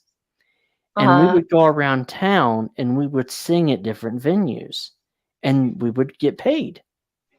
I was just And gonna tell you and, that Like, like get paid you to should leave. be doing and this. one of the songs that we did was "Till Each Tear Becomes a Rose." And also Keith Whitley recorded a solo version of that song. Yeah. And you can listen to that on YouTube. Mhm. But for those of you who probably haven't heard it, Well, give it hell, darling, RJ. I can see the clouds around you, and in your heart I know a sorrow grows. But if you weep, I'll be right here to hold you.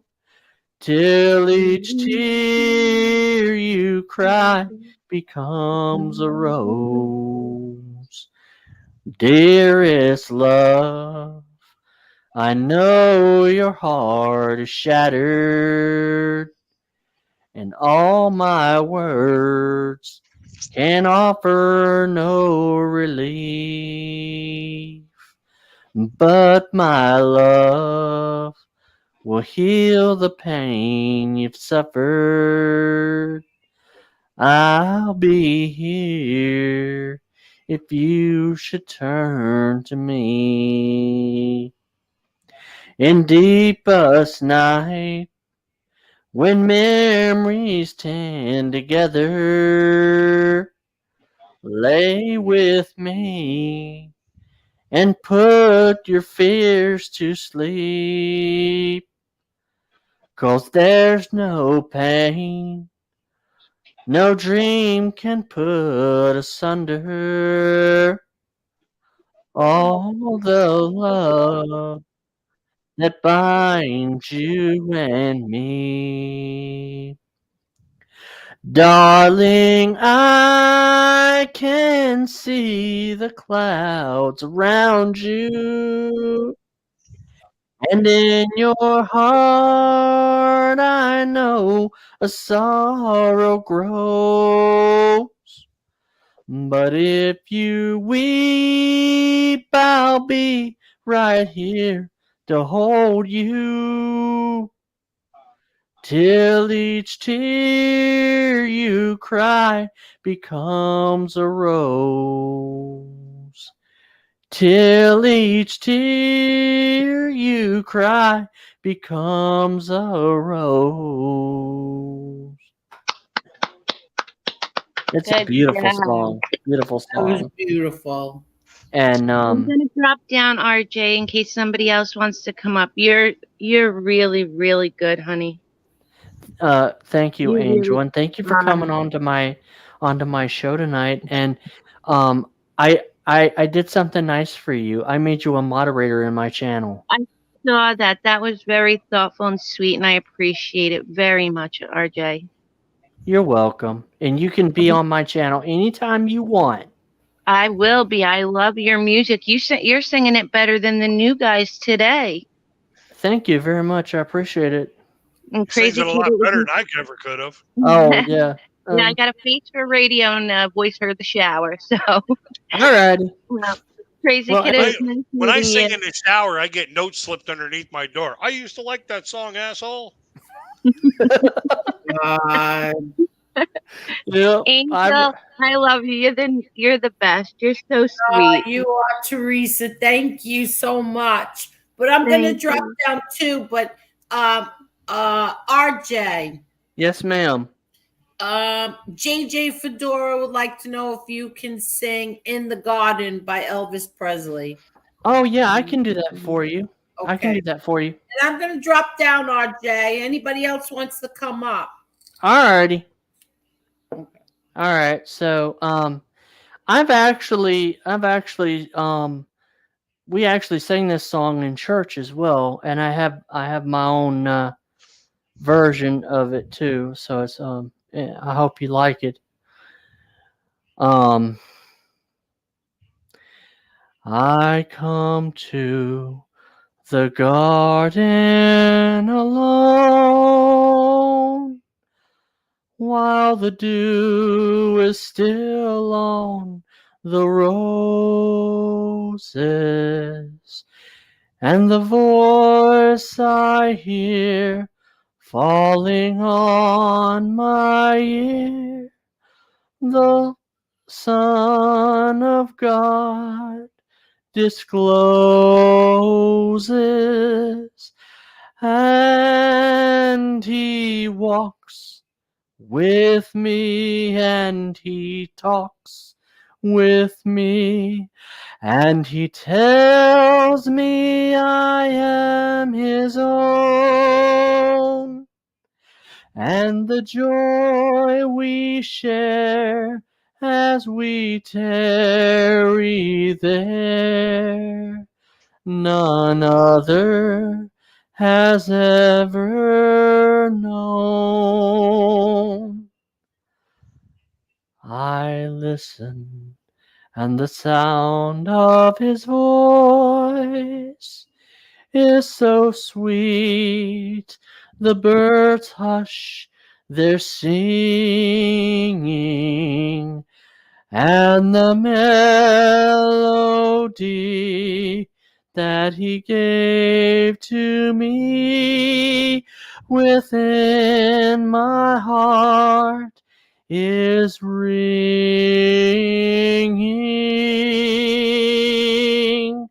and he walks with me, and he talks with me, and he tells me I am his own, and the joy we share as we tarry there, none other has ever known. It's a beautiful song. Beautiful song. And so I'm still here with Crazy Kid. Crazy Kid, are you here? Yeah, I'm here. Okay. I think he's still. Coffee. Oh, all right. Yep, he's still here. So I hope you guys enjoyed the show, and I hope you guys are having fun as much as we are. Angel and Teresa just had to split, but that's okay. So 24 or 23 in the box and 76 likes. 23 in the box and 76. Like, holy cow, that's pretty good though. That's pretty good. Yeah. Hey guys, let's see if we can get this up to 100 likes. Okay. See if we can get a few more people in the box. Yeah. So if y'all share this out and we get up to Hey, 100 dude. likes, I Yeah. will sing Suspicious Minds. Yeah. But we have to get 100 likes, okay? Yeah. So, Seaborn Jenkins, formerly Cash Tango. Yeah, that's called poutine. mhm. It's Canada's national dish.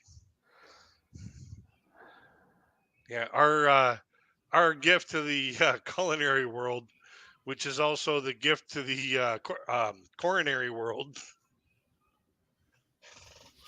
because you can feel your arteries hardening after eating one of them. Wow. It's French So fries. so share this out. Everybody share this out. All 23 of you share it out on your community tabs if you got it. And like I said, if we get 100 likes, I will sing Suspicious Minds, okay? By Elvis. That's a Bucky promise. Palermo. Mm. Thank you very much, Elvis voice. Thank you. Thank you Thank for you that. very much. Thank you very much. Yeah. So basically, that's what I'll do. If we can get this up to 100 likes, I'll sing Suspicious Minds. So can we do it? Can we Just do remember, it's better RJ singing than me. it? Yeah.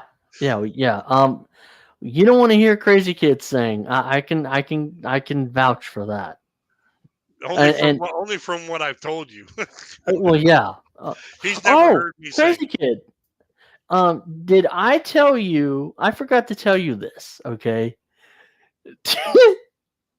Did you see the comment that I put on the Filipina Peace video this morning? No. Oh, she is so busted. She is so busted. She basically went on this dude's channel. They were in Dumageddon, right? His name is Sam Lamb, and he was doing street interviews, and the Filipina P just happened to pass by, so he basically got her to come over to his thing, and he actually interviewed her for his channel, and then she turned right around and interviewed him. Huh. And I'm like, "Oh, P, you are so busted." And I told her what I had found, and the video was like the video that Sam Lamb put up is like from 3 days ago. Yeah, 4 days ago it says. Yeah, 4 days ago, and she's like, "Oh, I'm gonna have to take a look at that." And I was thinking to myself,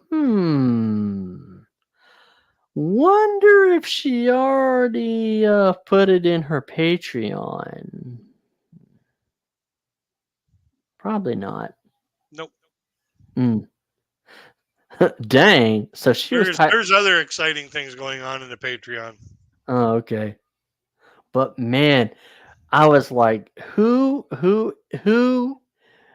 can, I mean, because he was interviewing other Filipinos. This guy was interviewing other Filipinos. And she just happened to walk up, and all of a sudden, boom, you know, he interviews her, and then she turns around, right around, and interviews him. And she goes, I have to do some editing and stuff for my interview with you, but I'll let you interview me. I'm like, oh crap.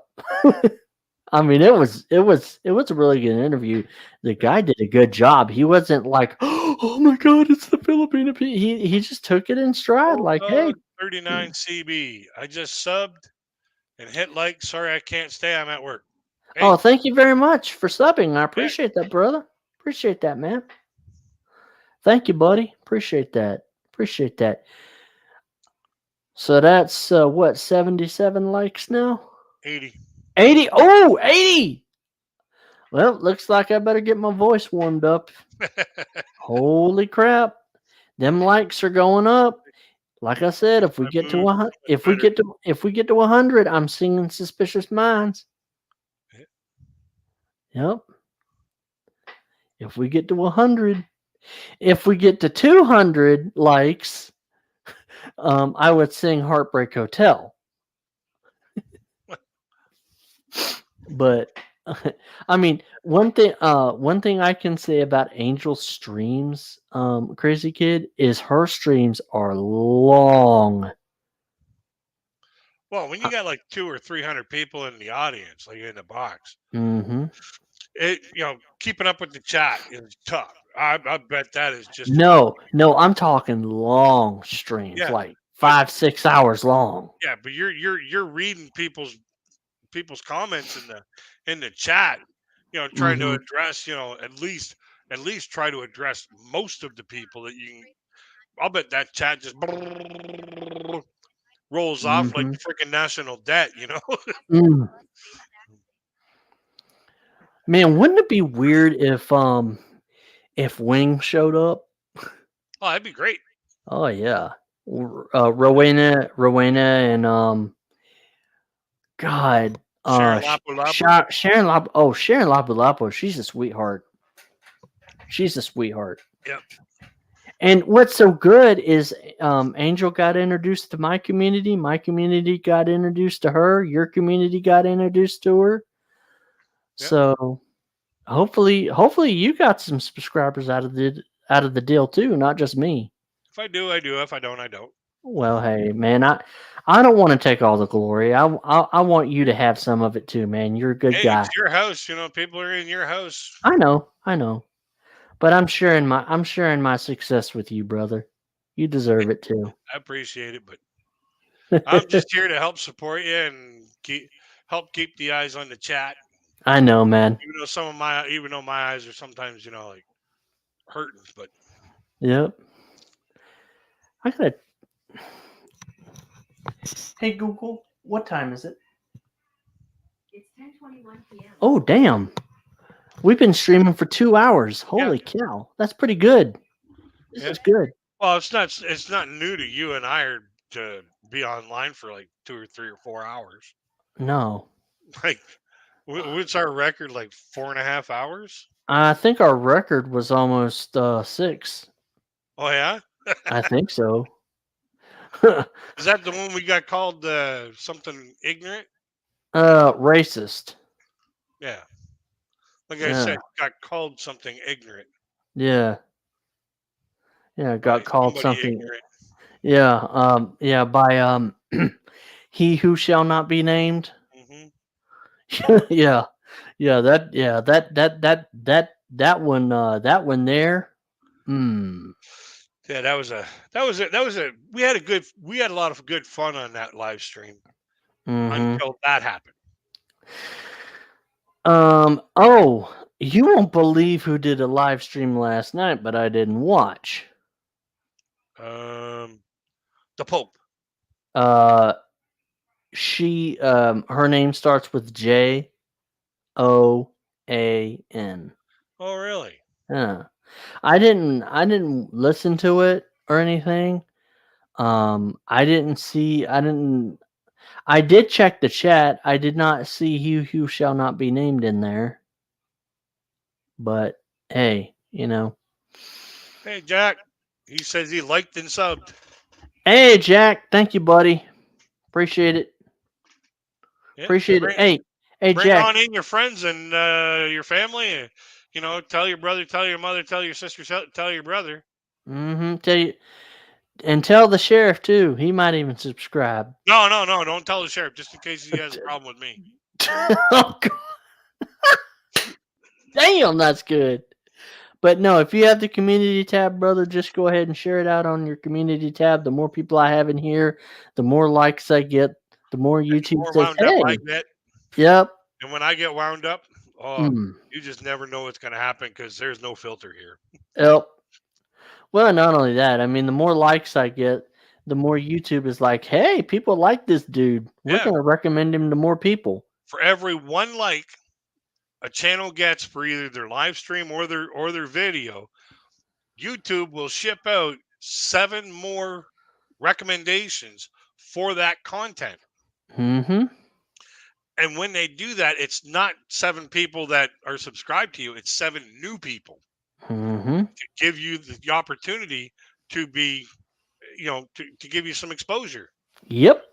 Not the kind of exposure that'll, like indecent exposure. It's, It's all legal, Of course. but you know, But I mean, I could see how that would make sense. Like if one person likes a video, that's 7 more recommendations. yeah. But But how did you figure that out though, crazy kid? I watch vidIQ and Channel Makers and what's the other one? Uh, there's Nick vidIQ, Nemon? Channel Makers, Nick Nimmin, Mm. a bunch of the when I first started into YouTube last year, Mm. I watched a lot of their videos, Yeah. and they kept saying for every one like you get 7 new uh, Recommendations. recommendations for people who aren't on your channel already. Wow. So Man, and did it's you not that know they're going to subscribe; it's just that they get to see your content. that the guy that used to do Channel Makers, Nate Black, he basically left Channel Makers and is doing his own channel now. Yeah, him and the actual owner of the channel got into a spat, and basically Nate said, "Okay, you want to be like that? You want to change the direction of the channel? Fine, I'm going to go on my own and do my own shit." Mm. And Channel Makers isn't doing half as good and not growing as good as freaking Nate Black. Nate Black was the guy who made that channel what it was. Mm. I'm not saying that just because, Coach Eli spelled it all out. I'm saying that because I've watched Channel Makers and I've seen the way that he addresses and the way he presents the information to the audience, and it is top notch. It is just like he's entertaining, he's informative, he's like poignant, and he's concise. Oh yeah. And it's like, yeah, mic drop. So Yep. And to me, it's channels like that you want to listen to. Like those are the channels you want to listen to.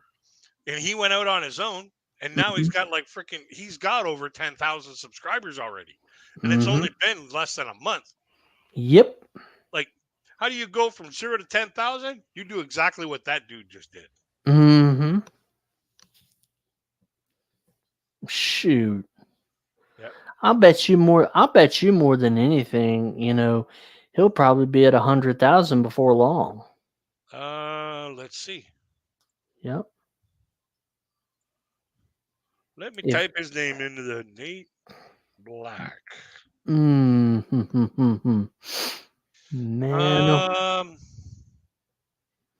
12,800 subscribers. What? Yeah, already. And he's a dude. Yeah, he's a dude. But I'm the thing about it is that dude knows what the fuck he's doing. Yep. He's got it. He's got it all spelled out. He's got it all figured out, and he just navigates it. Just like it's like he knows how to navigate YouTube. Like when I used to go fishing out in Lake Erie. Okay. And my uncle and I, we get in this 15.5-foot bow rider boat, and we go out 10 miles out into the middle of Lake Erie. Okay. And just by looking at my surroundings, I could pinpoint exactly where I wanted to be. And I could get there, and it would be like I can navigate to my fishing spot just as easily as Nate Black navigates the YouTube business. And you cannot deny that man knows what he's doing. Wow. But I'm gonna go for a real quick smoke, dude. That's crazy. Yeah. Oh yeah. And who would know better about crazy? Me. You. Yeah, of course. I'll be right back. Of course. So guys, once again, if we can get this up to 100 likes, I will do Suspicious Minds. So keep sharing this out. Share this stream out on your community tab. If you have it, if you have the community tab, share it out, and hopefully we can get up to 100 likes. And thank you all for liking the video and subscribing to the video, or subscribing to the channel. I mean, make sure you hit the notification bell when you subscribe, so that way you know when I upload a video or when I go live. So for those of you new people, I'm RJ. I'm a blind YouTuber. So if you see me over here in the dark, that's why. I would turn on the light, but I wouldn't want to see myself because I'm probably ugly. No, just kidding. But yeah, just keep putting a like on it and share this puppy out, share this baby out, so YouTube will say, "Hey, I gotta recommend this guy. He's the coolest guy on the platform." You know what I mean? You know, I had to say that. I had to say that. People are like, "Well, dang, this RJ, he's weird. He's weird. He's just weird. RJ's weird. We don't know what to do about him." He's a weirdo. Yep.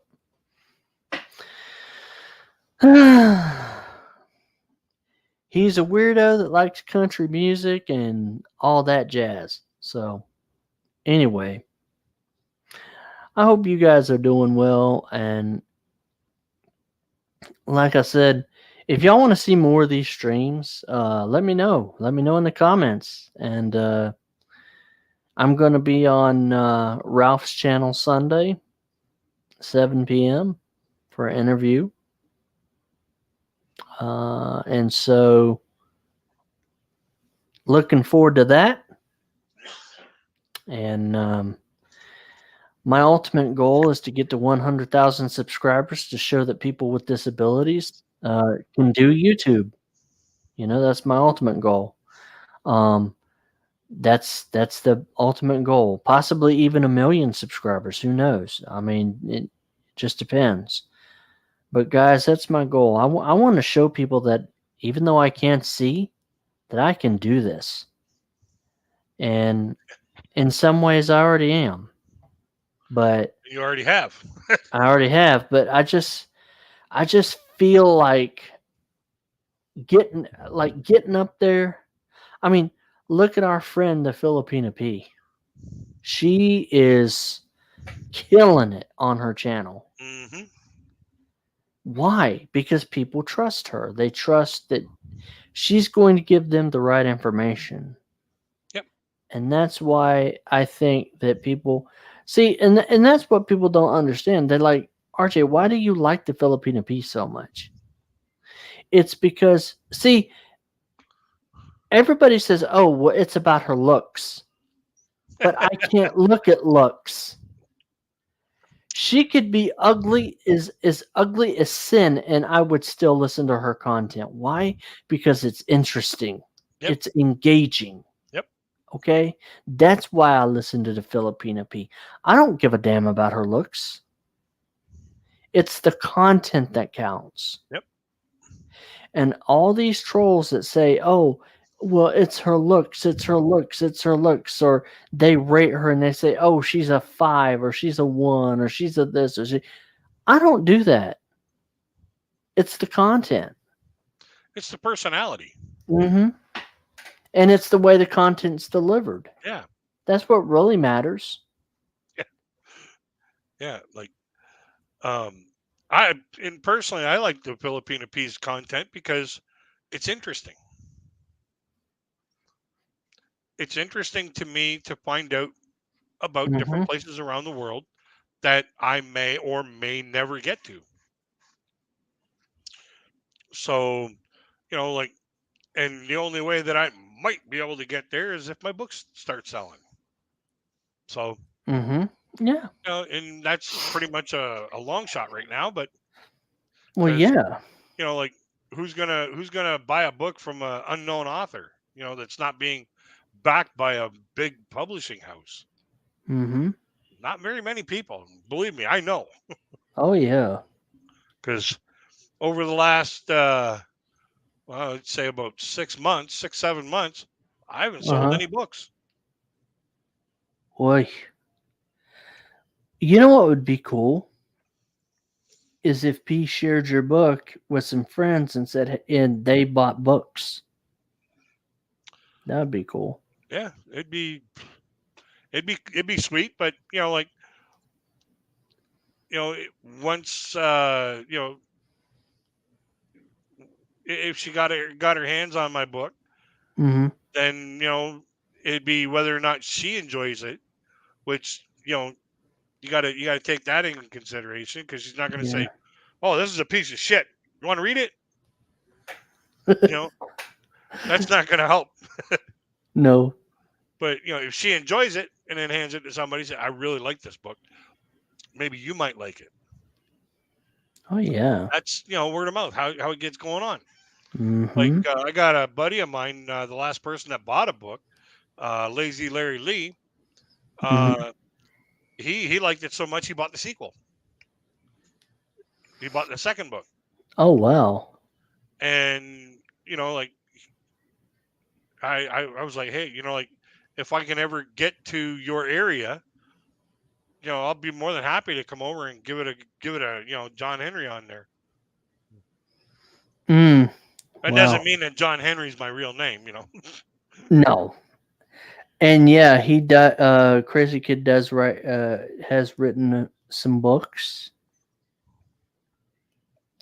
And I believe it's based on a dream you had. Yeah, yeah. But the part of the books that has the dream that I had doesn't come until like the fourth book.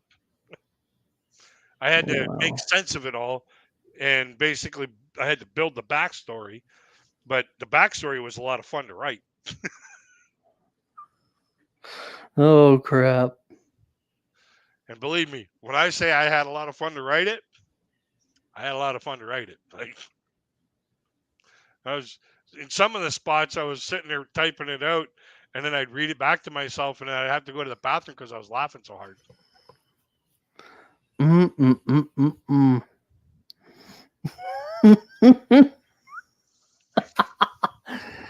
Let's just hope.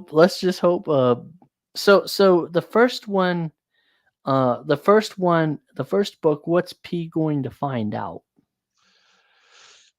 In the first book, Mhm. basically,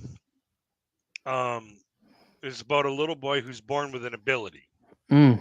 and then as he grows up, they Mm-hmm. see how this ability is manifesting and what the root ability is, which is he's able to adopt and master abilities of the same origin.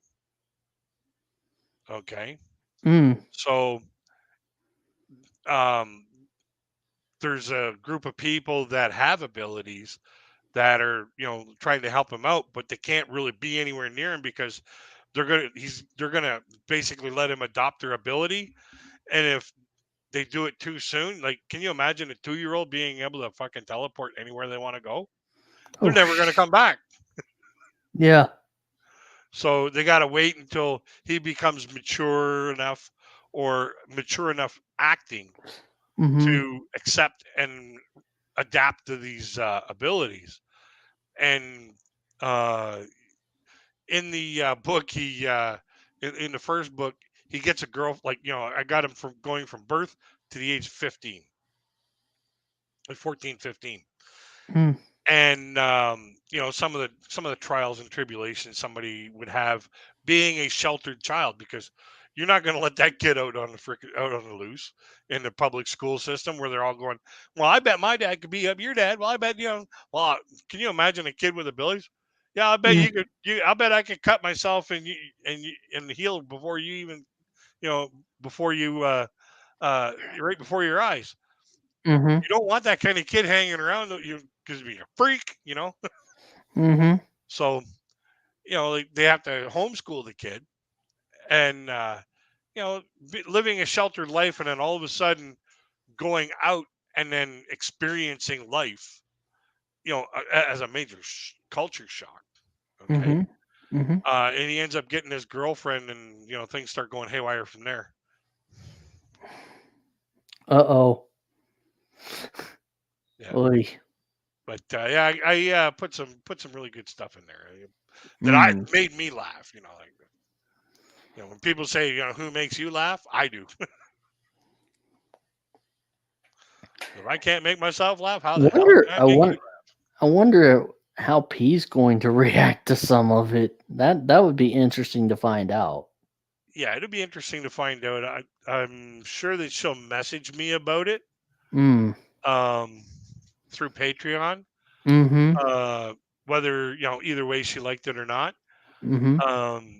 But I just gotta hope that because I know it fits right in her wheelhouse, because she's into like the sci-fi humor kind of stuff.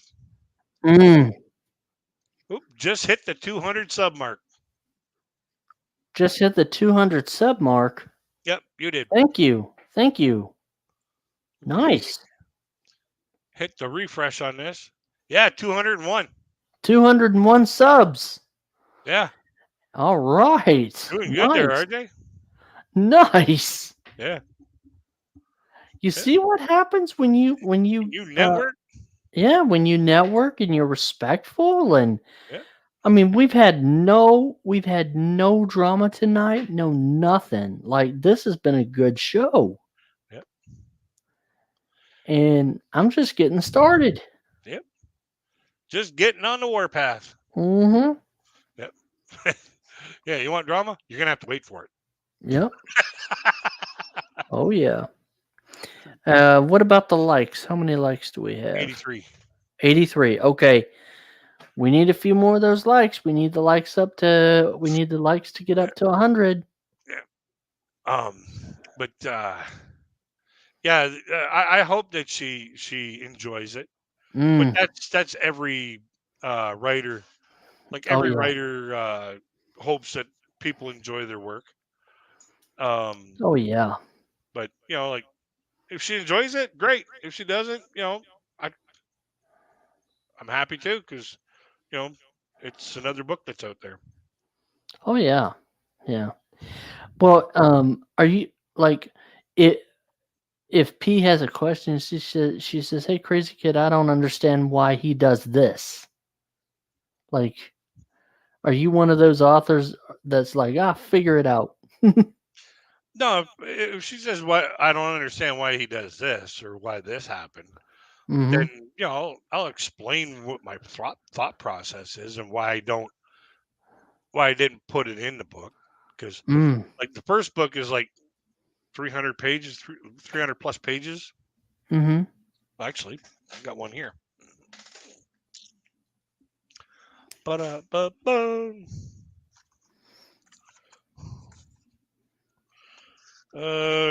295 pages. Wow. Wow. That's just the first book. Dang. That's the book right there. It's available on Amazon. Yep. Just type in Maxpseudo, MAXXPSEUDO, in the search, and my book will pop up on Amazon.com. What is Maxpseudo? That comes into play in the second book. That becomes the protagonist's alter ego name. It's like, you don't want to go around saving the world and saying, "Hey, my name is David Robinson," because then everybody knows where you live. Ugh. It's like, why do they call Superman Superman? Why didn't they just call him Clark Kent? So his superhero name is Maxpseudo. And it's explained why he wanted that name.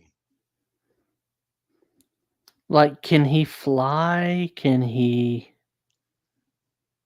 Before the age of 14, he can fly, teleport, read minds, telekinesis, heal Mhm. himself, impenetrable skin, Oh wow. um, grow plant, like influence plant life, influence the weather, fire, ice.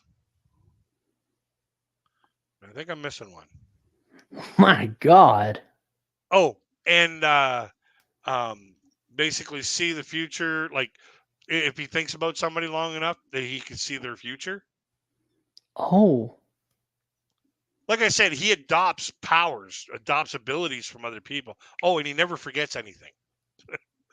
I always forget about that one. He never forgets anything. He's got, you know, uh, photographic memory, Oh.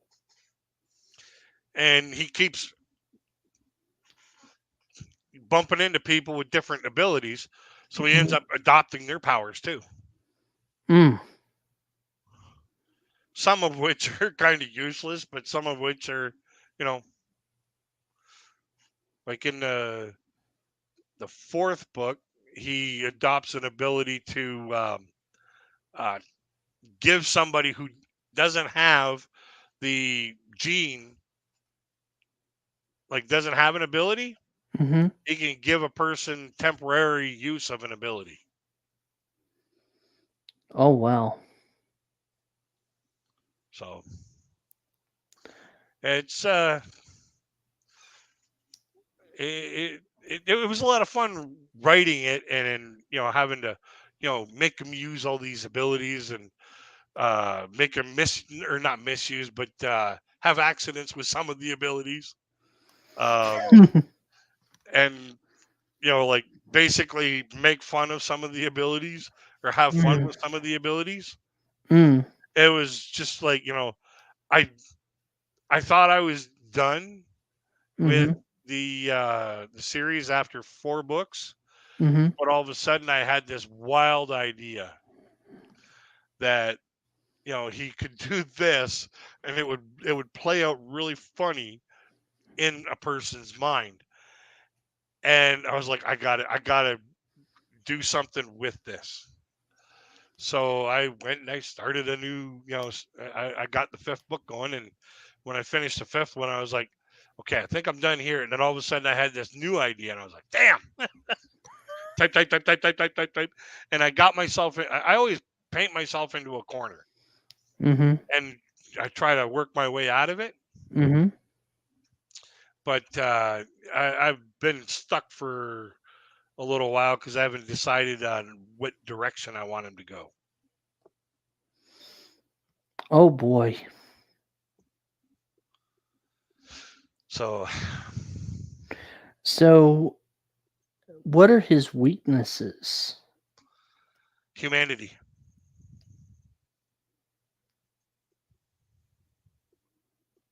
Humanity. Yep. His weaknesses are basically the people around. Mm. He cares too much. You can't hurt him, Mhm. but you can hurt the people around him. And that's what that's where his major weakness is. That and adopting too many abilities at once. Because when he adopts abilities, it weakens him for a period of time until he figures out how to use it. Then Mhm. he goes back into power.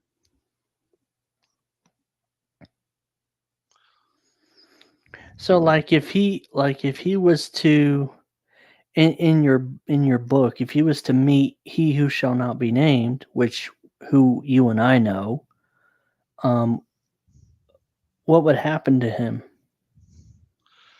Um. Well,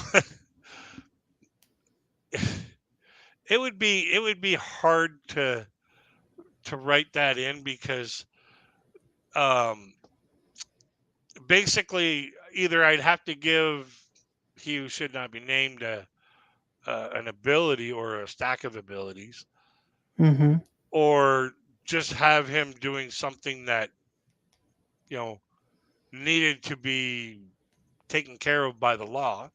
Mm-hmm. And you know, it would be it would be too weird. Mm. But what could he do to he who should not be named? Oh, he could definitely mess him up, like without really laying a hand on him. Mm. Like, can you imagine somebody who can read your mind Mm-hmm. and communicate with your mind, Mm-hmm. and basically have somebody else say it's very painful when he reads your mind? So you better tell him the truth, because he's going to come in and read your mind to tell if you're telling the truth. So the other person is scaring the shit out of this person. Mm-hmm. Meanwhile, it doesn't feel like anything until he talks to you. You know, can you imagine all of a sudden you're sitting there thinking of something to say, you know, like a lie to you know, a court or whatever like that, and then Mm-hmm. halfway through your lie, somebody goes boo Mm-hmm. in a different voice. Yeah. So Doo Brown is in town. mm-hmm. Says, RJ, what's up? Good show.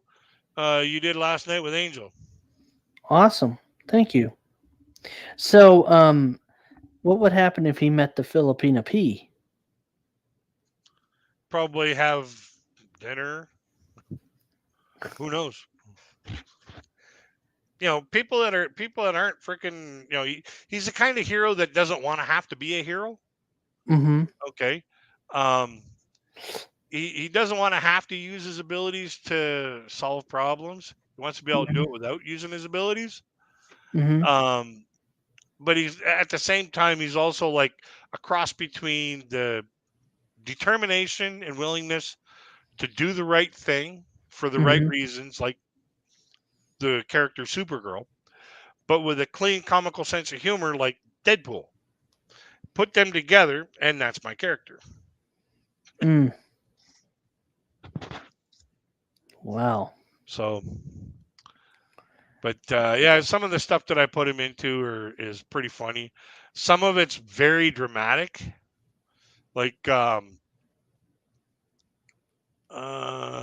says, night all, have a good night. Good night. Yeah, good night.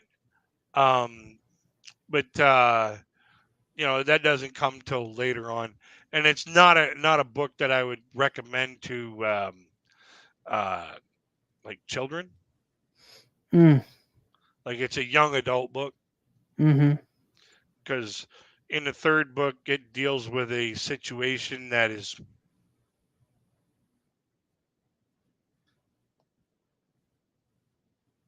Yeah. Mm. so it's, you know, like it's got its genre. Mm-hmm. But you know, I had a lot of fun writing it, and it took me 3.5 years to get the 4 books done, and then another year to get the 5th one done. Mm. And then it took me about a year of researching for publishing, and then I found out how to self-publish, and that took me about, you know, another 6 or 8 months to figure out how to get all that done. And I finally get it all done, get it posted up on Amazon, and then COVID hit and shut the printing presses down. Mm. And I was like, well, don't this just fit with my bad luck streak?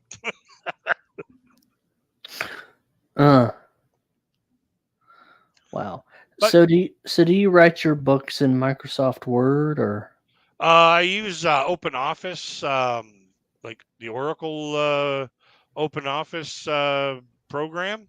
Mm-hmm. Only because, number one, it's free. Mm-hmm. Number two, it's what I've been using for the last like 20 years. So I'm used to it. And it's a really powerful word processing program that does a lot more than just word processing. You can do graphs, you can do drawing, you can do all kinds of different shit on it. But yeah, I'm just glad that the spell check in it doesn't have arms and a voice, because I can almost imagine with all the spelling mistakes that I made, you know, like it would constantly be going, "What the hell you think you're talking about here, boy?" Oh, that's openoffice.org, right? hmm Yeah, I remember that one. Yeah, I've been using it for like almost 20 years, Wow. and I've never had any problems with it. It's never cost me a dime.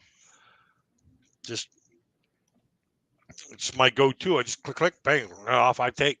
You know, Mm. but yeah, and then use KDP for uploading my finished products. I use Grammarly to check over all the grammar mistakes. Like the first time I put put my book into Grammarly, it was funny. Grammarly shut down. It locked my computer up. Like, no, there's too many mistakes here. We ain't doing that shit. You're gonna have to do this one chapter at a time. I ended up putting one chapter in, and you got like red for spelling mistake, red squiggly lines for spelling mistakes, blue for punctuation, and green for grammar. I loaded up the first chapter of my story, and it looked like fucking Christmas. All the red, blue, and green. I was like, oh shit, we're gonna have a lot of work to hear.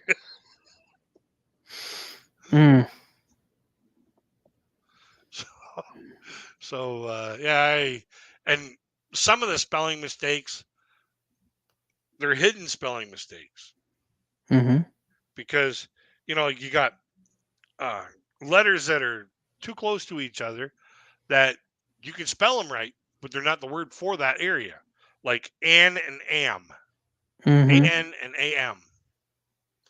They're N and M are right next to each other on the keyboard, and then OJ and OK and OH. They're all real close to each other. Like you get all these, like 2T, like, and it's words that are spelled right, but not the word that needs to be in that location. So you got to slow down while you're reading it, and you're like, then you end up passing out and forgetting where you're at. You're like, okay, okay, we'll take another nap. So the editing process takes forever.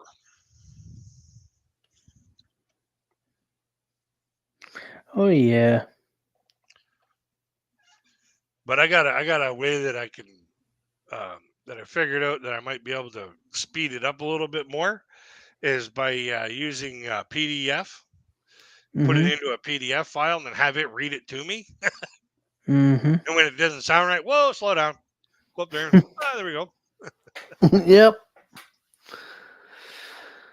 Yep. That'll do it.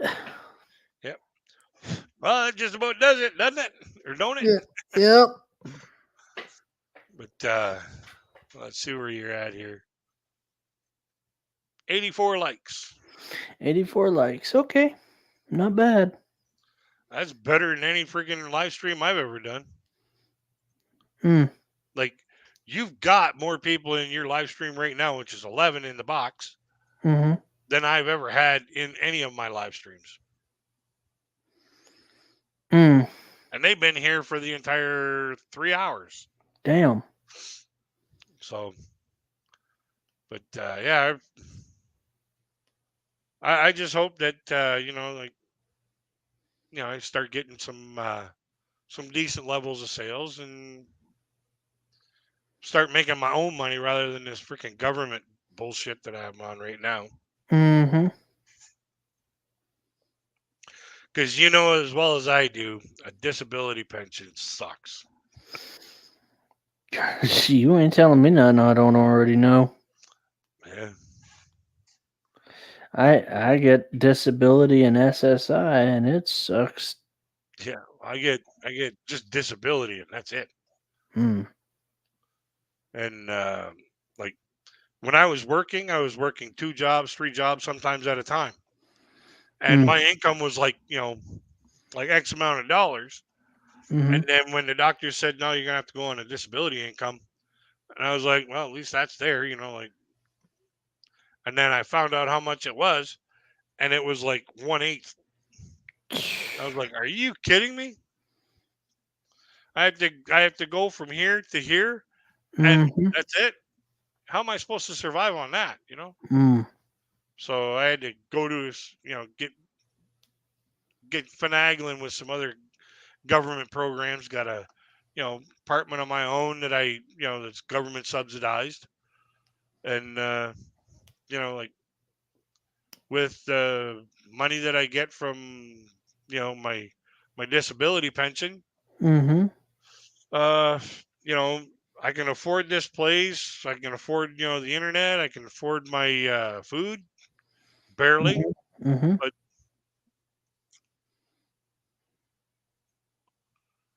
well, see you later, Mike.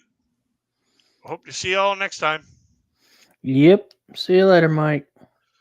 But yeah, I just I make it work. Oh yeah.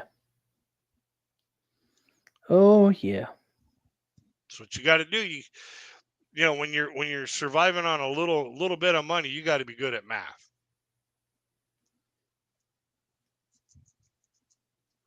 So, I don't blame you there, buddy. but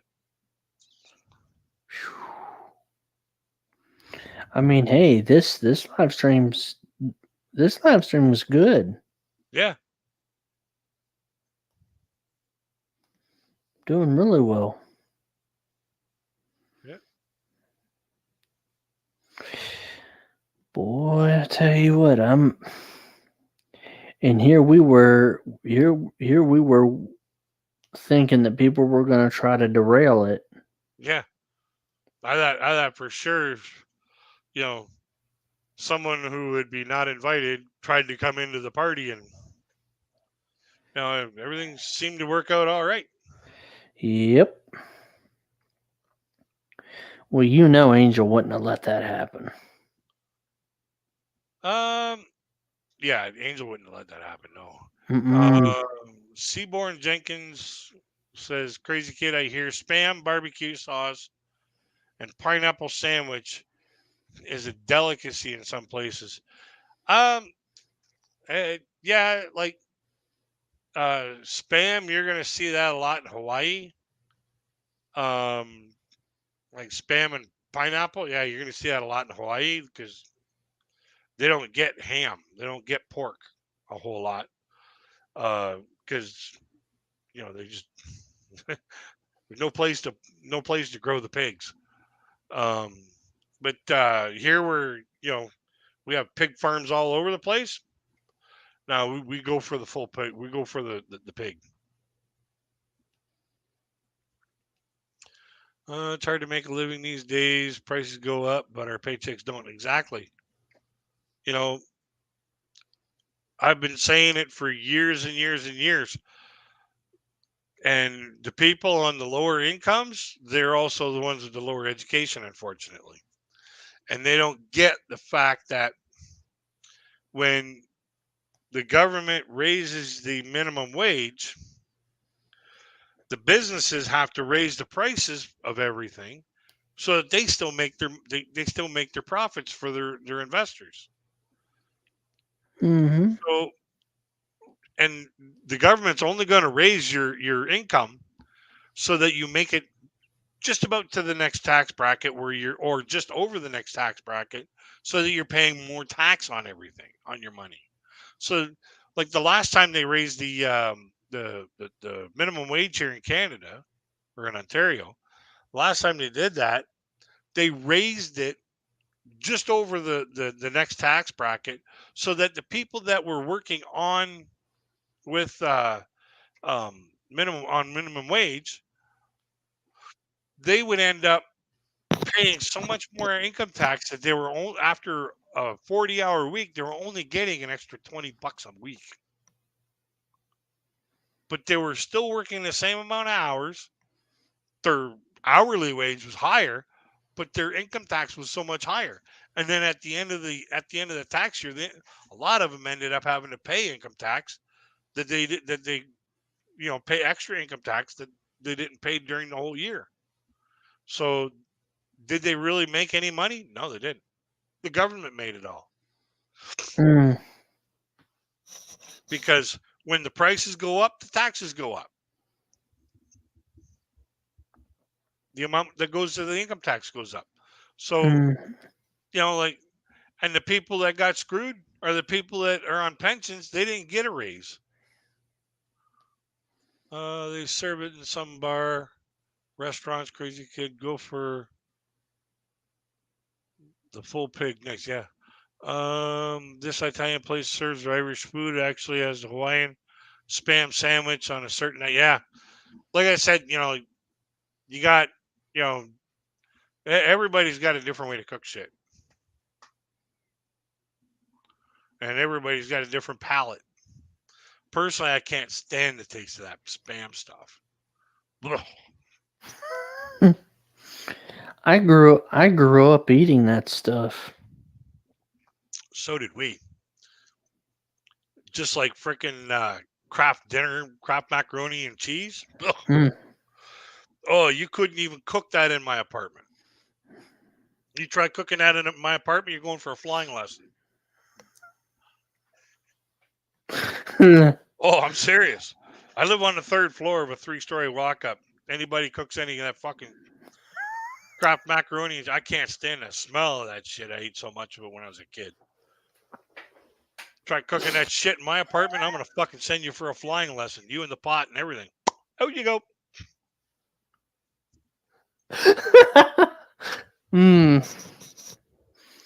Like, get the hell out of here. Oh fuck yeah! You're not gonna get a chance to go out the front door, which is closer. I'm gonna throw you off the fucking balcony.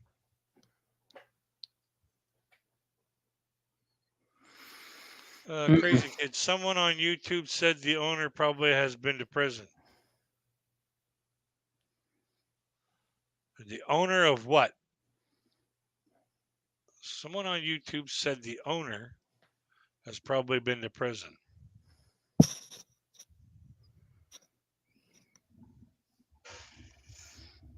Owner of what?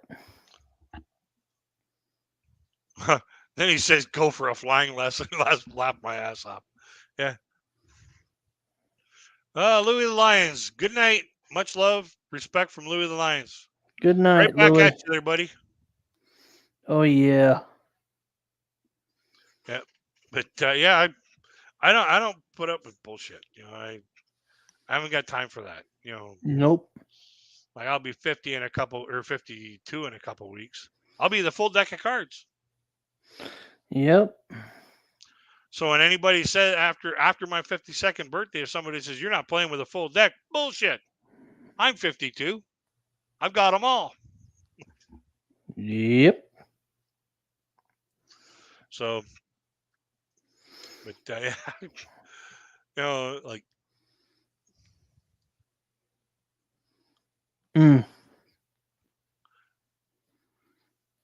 Man, oh man. The place that serves the artisanal spam. Yeah, it's. Hey, if they've been to prison, they've been to prison. That's probably where they learned to cook it. I don't know. I just don't like the taste of that shit. Had it too much when I was a kid. Get that out of here. No.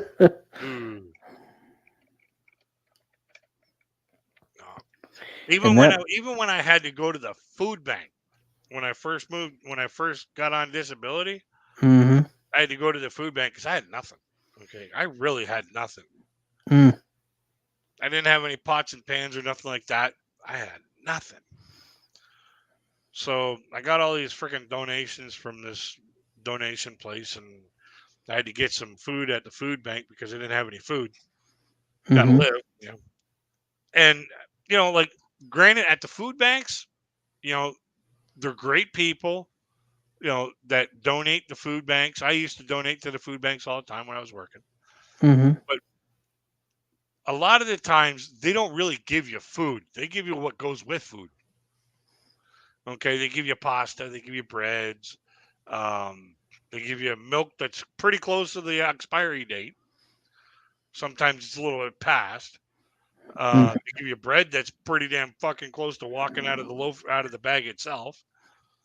But they give you a lot of stuff that goes with food. Okay, so you got to still go to the grocery store and buy your meats and your fresh vegetables and your whatnot like that. Mm-hmm. Well, they tried giving me fucking Spam. I was like, nope, I'm allergic to that stuff. They're like, oh, really? What's it do to you? I said, it makes me fucking angry.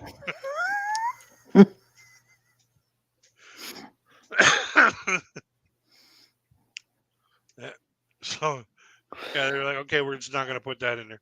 And then they try putting, and every time, I don't know why, they tried to hide putting mustard in, even though on the ticket it says allergic to mustard. Sounds to me like they're trying to off you or something. I don't know. Well, mustard, basically, if I have a hamburger with a little bit of mustard on it, I'll be in the bathroom freaking shitting my fucking brains out like I just ate a box of X-Lax.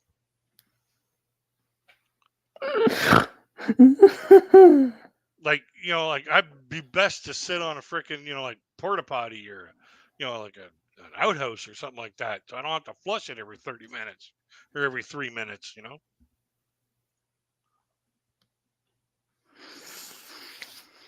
Somebody said when you first get to the, I was talking to somebody and they said when you first get to the Philippines, and you eat the food, you're basically crapping for a week, trying to flush all the toxins out of you. Oh, probably.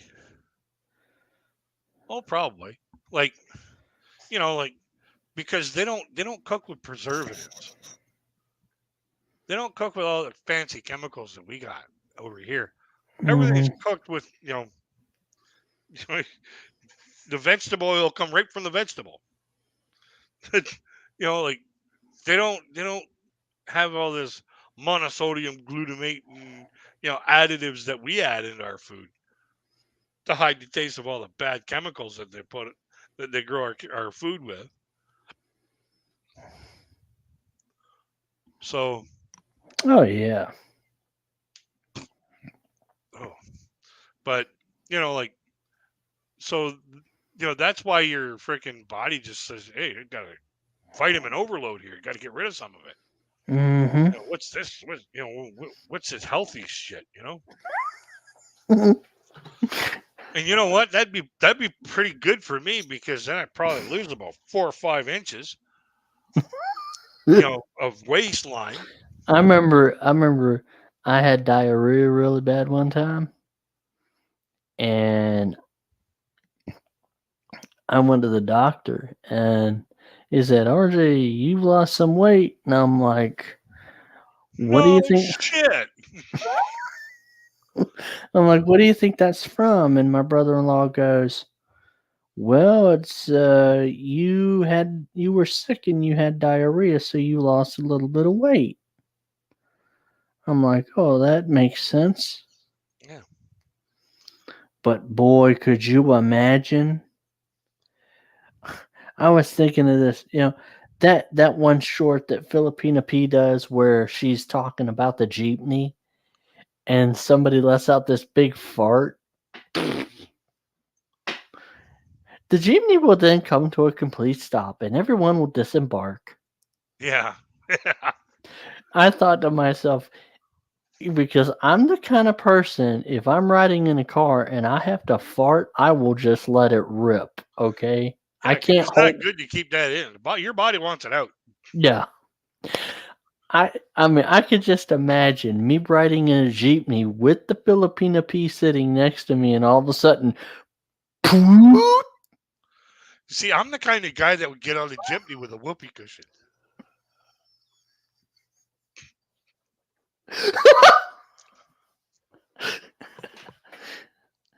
Yeah, could you? Yeah, could you imagine? Could you imagine P going? Oh, I'm gonna sit down on the couch, Lucy.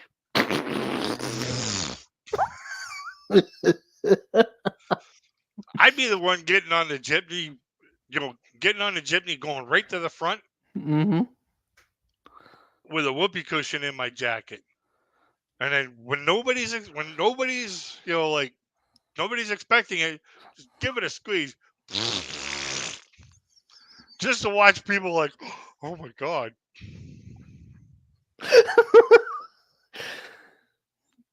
I mean, And then could you? right after I do that, wipe my brow and go, whew, man, I'm glad that's out of there. I'd give him no question where it came from.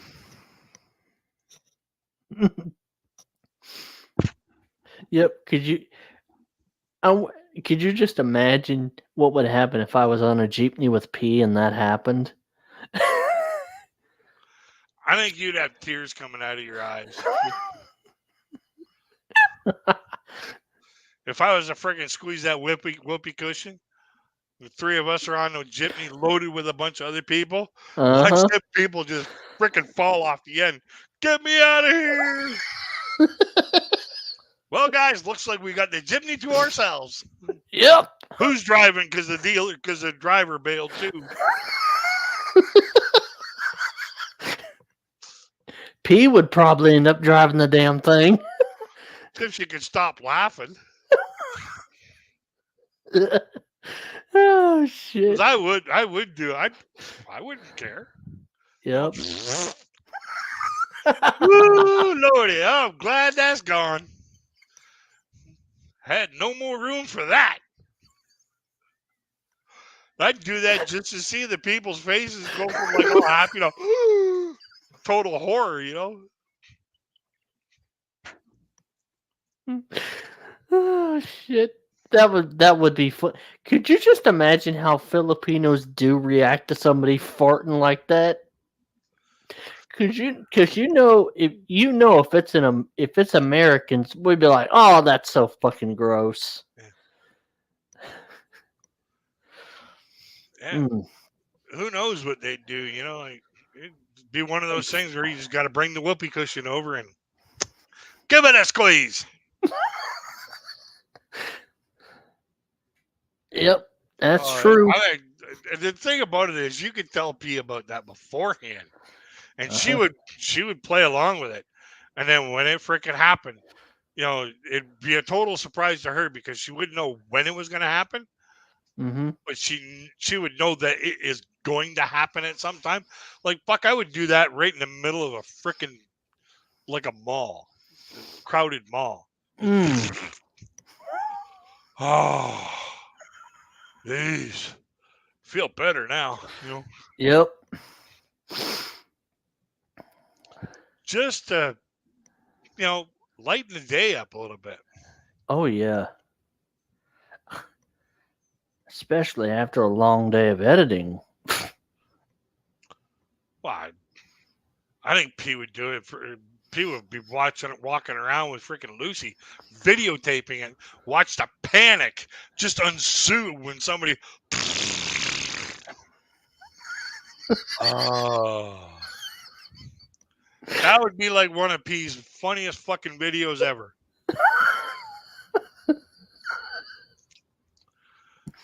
This is, can you imagine P the reporter doing a commentary on that? Uh-huh. This is what happens when somebody farts in a fucking in the mall. People just don't want anything to do with it. They're waiting for the smell. Okay, it's got to be around some here. Oh shit. Yep. Teresa says I have to get going. Thank you very much for having me on.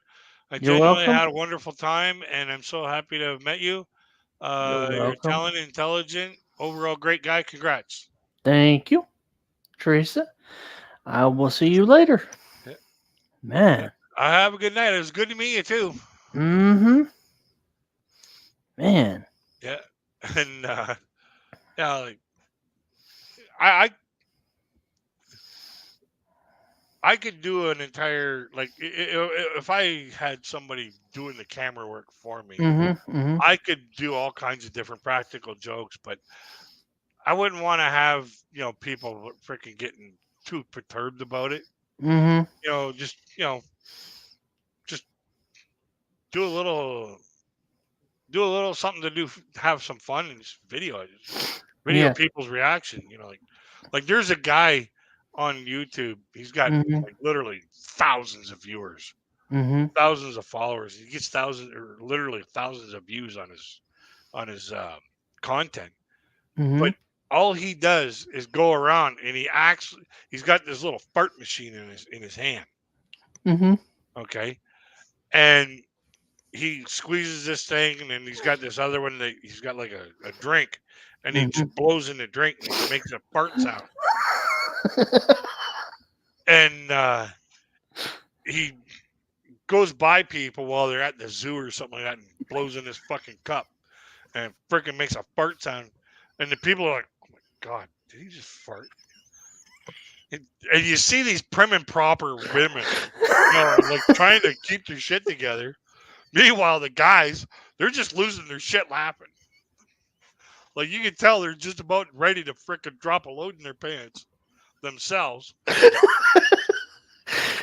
Oh shit. And then he walks away like nothing happened, And he's got somebody else freaking videotaping it. Oh my God. Oh yeah, I can't remember what the name of his channel is. I think it's called the Fart Guy or something like that. But he's freaking hilarious. He goes all over the country, all over the United States to different malls, zoos. He Right. was on an escalator one time. Get about halfway down, people are like walking up behind him, and he freaking lets this thing go. Then people start backing up.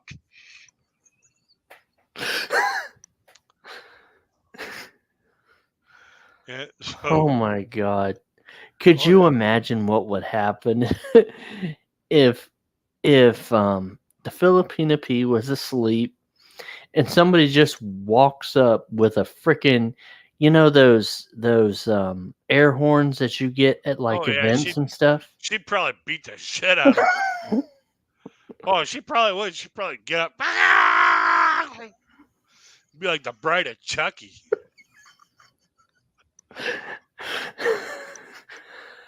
like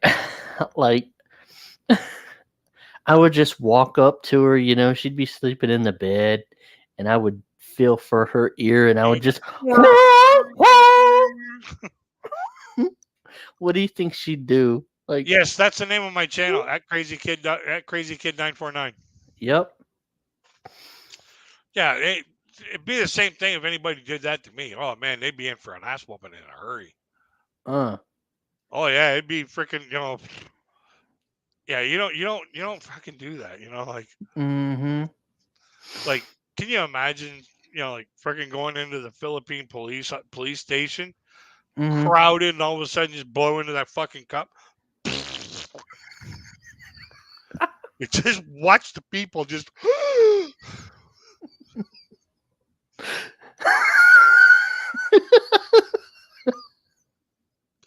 Or even to hear the reaction, like, oh my God, somebody just shit themselves.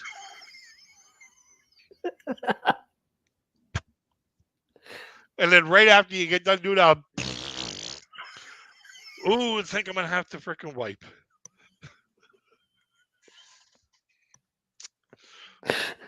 Oh, remember that video where P was sick and she talked about herself having diarrhea? Yeah. Oh my God. Could you there are actually people, I kid you not, and I found this on YouTube. I actually found this dude on YouTube, and I clicked on the video, and he was literally in the bathroom taking a dump. Yeah. He was actually I can't. yeah. Yeah. He was actually in the bathroom taking a shit. And I'm like, what the hell? Oh yeah, anybody does that to me, man, they better hope that I'm not at their place because I will stand up and beat the shit out of them while I'm still shitting. And if I leave a trail, I leave a trail. Yep. Sucks to be your shower curtain. Wipe. Oh Lord. Yeah, friggin'. There'd be a big old skid mark on a freaking shower curtain. It looked like somebody took off real fast. Oh man, you know the kind of farts I hate? The wet ones. The wet ones and the walking farts. Oh, those are the best. Every time you take a step. Yep. It's better than the ones where you're sitting there, you're walking along, all of a sudden there's a crowd of people, and then you just get rid of the involuntary one that's silent. It's like, oh. And then the smell just makes everybody sick right away.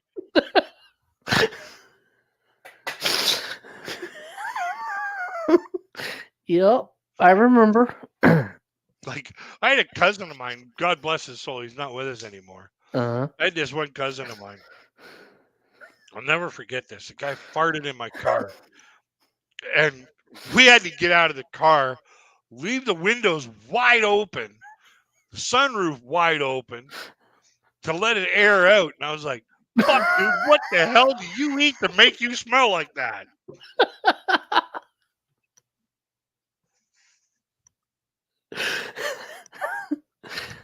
Oh my God. Why didn't you tell me you had fucking chili but the night before, like you don't eat chili the night before you go to an amusement park, man. Dude, you know what happened to us? One time we was watching the Super Bowl and we had this big old dog. His name was Duke. Yeah. And the Super Bowl was over. Everybody was talking, our team won and everything, right? So everybody's talking. And all of a sudden, we start smelling the smell. It was So Duke. it was Duke. And he's right next to me.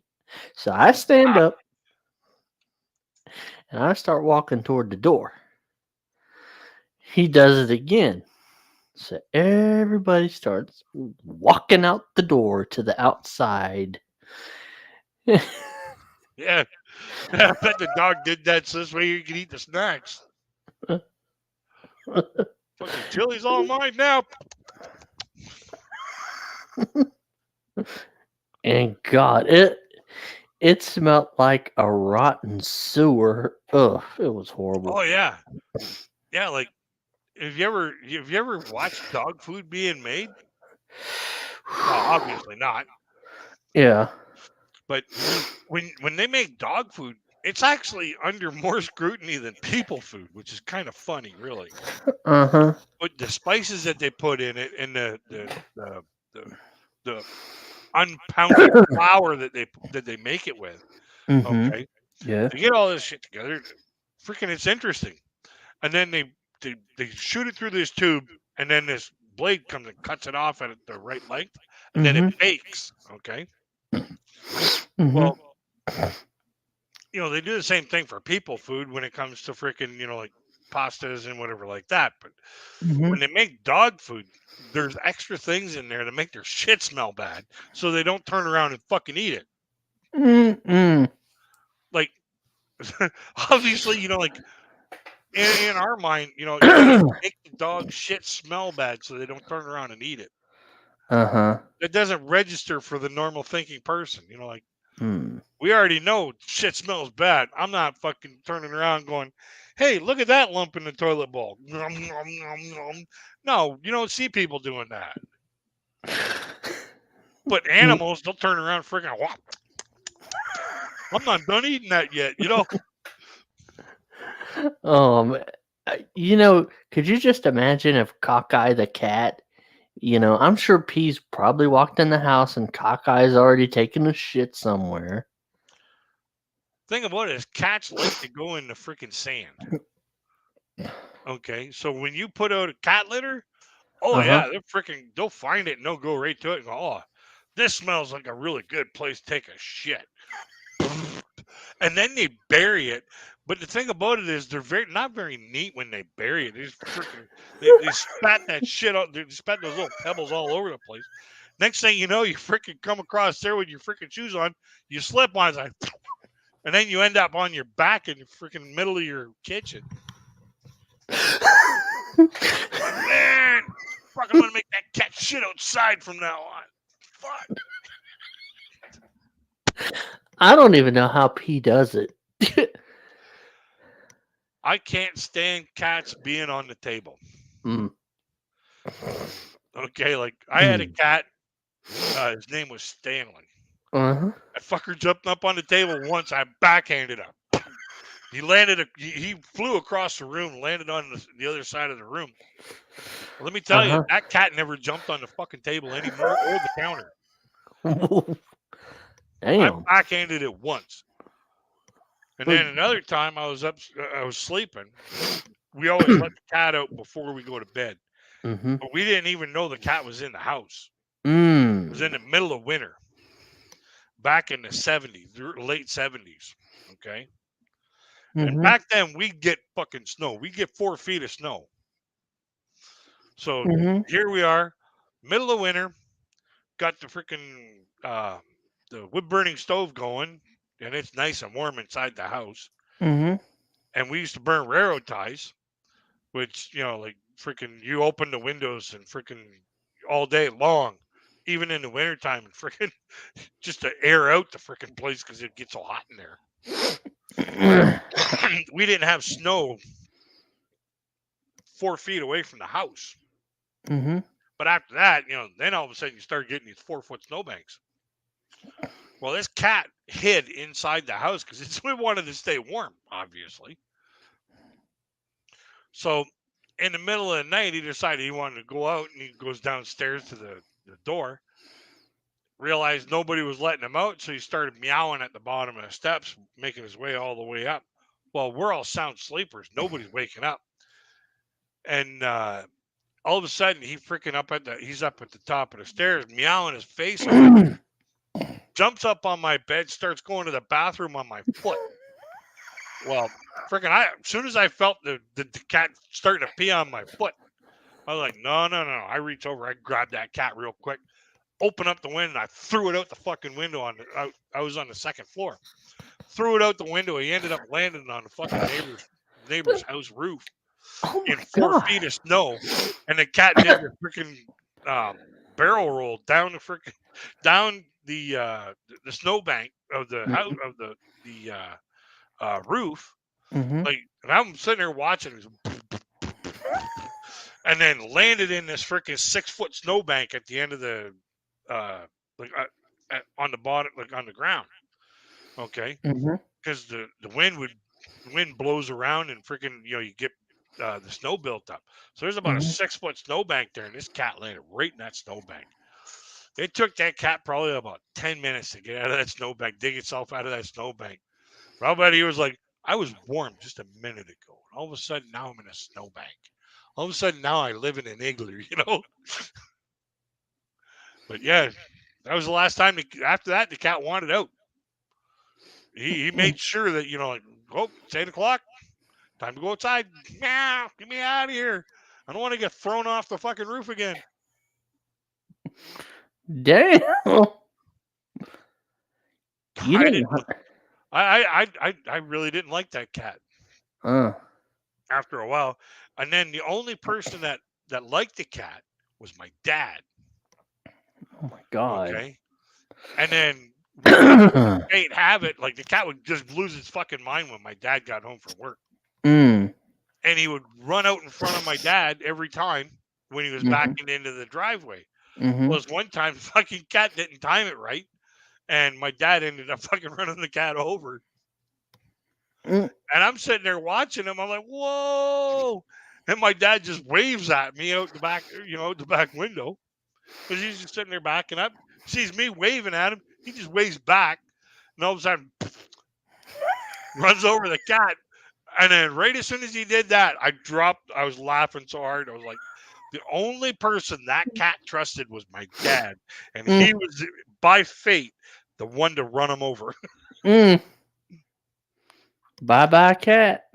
Oh yeah. After that, we didn't see much of that cat. Like he heard the cat meow, he puts it in drive and drives ahead, and that cat took off like a lightning bolt. We didn't see that cat after that.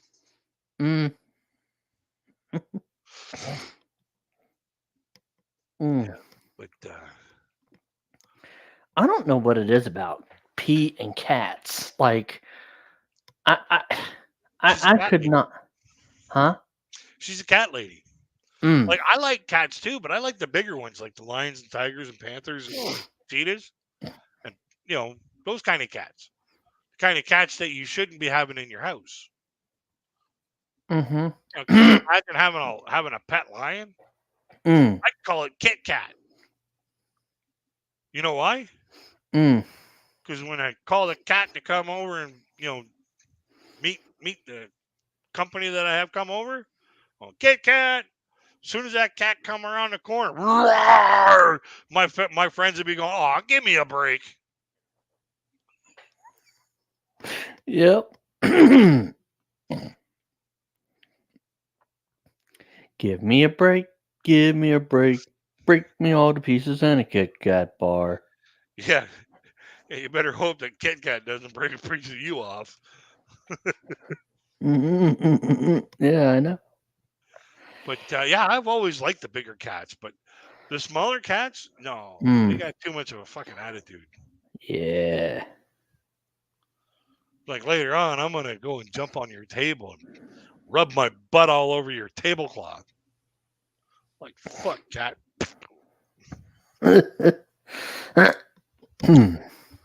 Oh, and the reason why I don't like cats or dogs on the table is because when you start letting them on the table, when you start, oh, isn't that so cute? They jumped up on the counter. Well, then they expect they can go up there. No, I don't want you up there. Especially when I'm freaking making my food. I don't want you. I don't want you taste testing it on me. You're gonna get a freaking backhand. That happens. Oh yeah. But yeah, I'm gonna go outside for a real quick smoke here, bud. Well, how many likes do we have? 85. Okay. Thanks. Yep. I'll be back in a few. I All might right. have to go to the bathroom after I'm done. I don't know. All right. Man. Well, we got us a good stream going. Let me check the time here. Hey Google, what time is it? 11:37 p.m. Oh dang. All right. So it's 11:37 p.m. on a Friday night. Doing pretty good.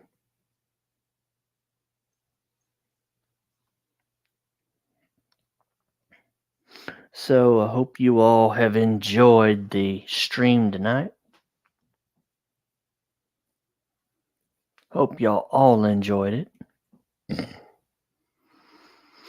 And everything. So, oh yeah.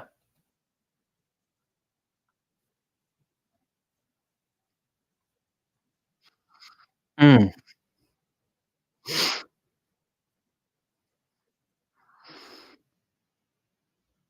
Mm.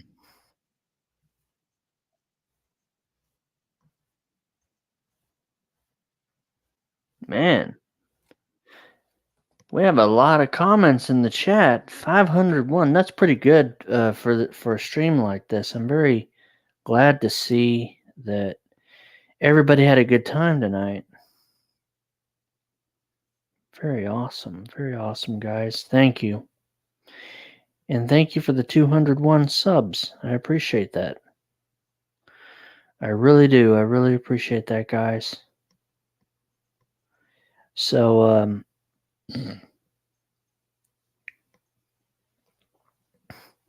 I want to thank Angel for coming, Angel Gotti for coming, Teresa for coming, Wise Up Show, and some other people. I mean, we had a really good show tonight. I'm very, very happy with how everything turned out tonight. And speaking of Wise Up Show, I'll be on his show Sunday. I'm looking forward to that very much. Looking forward to that. And so, yeah, this is going to be just an awesome time. Just like tonight, it's going to be an awesome time with friends. So, I think this is going to be really good time. I mean, we've done nothing but have a good time tonight. So, it's Friday. Just about ready to be Saturday. So we're just gonna sit here and chit chat for a little while longer. See how long we can make this go, you know. Doing really well. Got some good things on the horizon for the channel. I'm very happy about that. I'm very happy with the opportunities I'm getting to talk to people on here and things of that nature. Just very, very excited. Very excited. And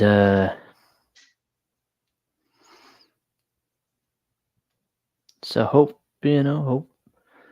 you all had a good time. Those of you who are here, those of you who are newly subscribed, thank you very much.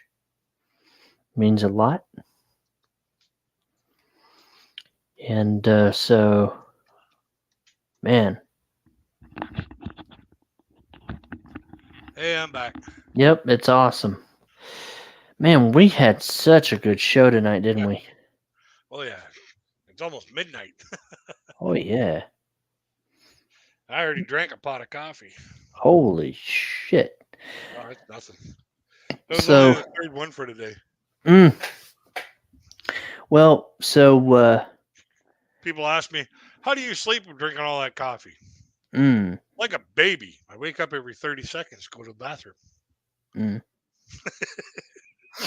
Well, what do you think about tonight's stream compared to all my others? Hey, just by the metrics, you know, like you had like freaking 20 some odd people or almost 30 people in here. You Mm-hmm. have 85 likes. Hey, you did wonderful, man. Man, I'd like to have a live stream like that. wow. Man, I can't wait till probably tomorrow. I'll be checking my studio and it'll be wow. Yeah, you'll have a decent decent number to look at. Oh yeah. Boy, oh boy. I can't wait. I can't wait for Tuesday's video from B. Oh yeah. Yeah, it's gonna be a good one. It's not going to be the one that you told me about. No, I don't think so. Mm. I don't think so. I think that's gonna be maybe a couple weeks from now.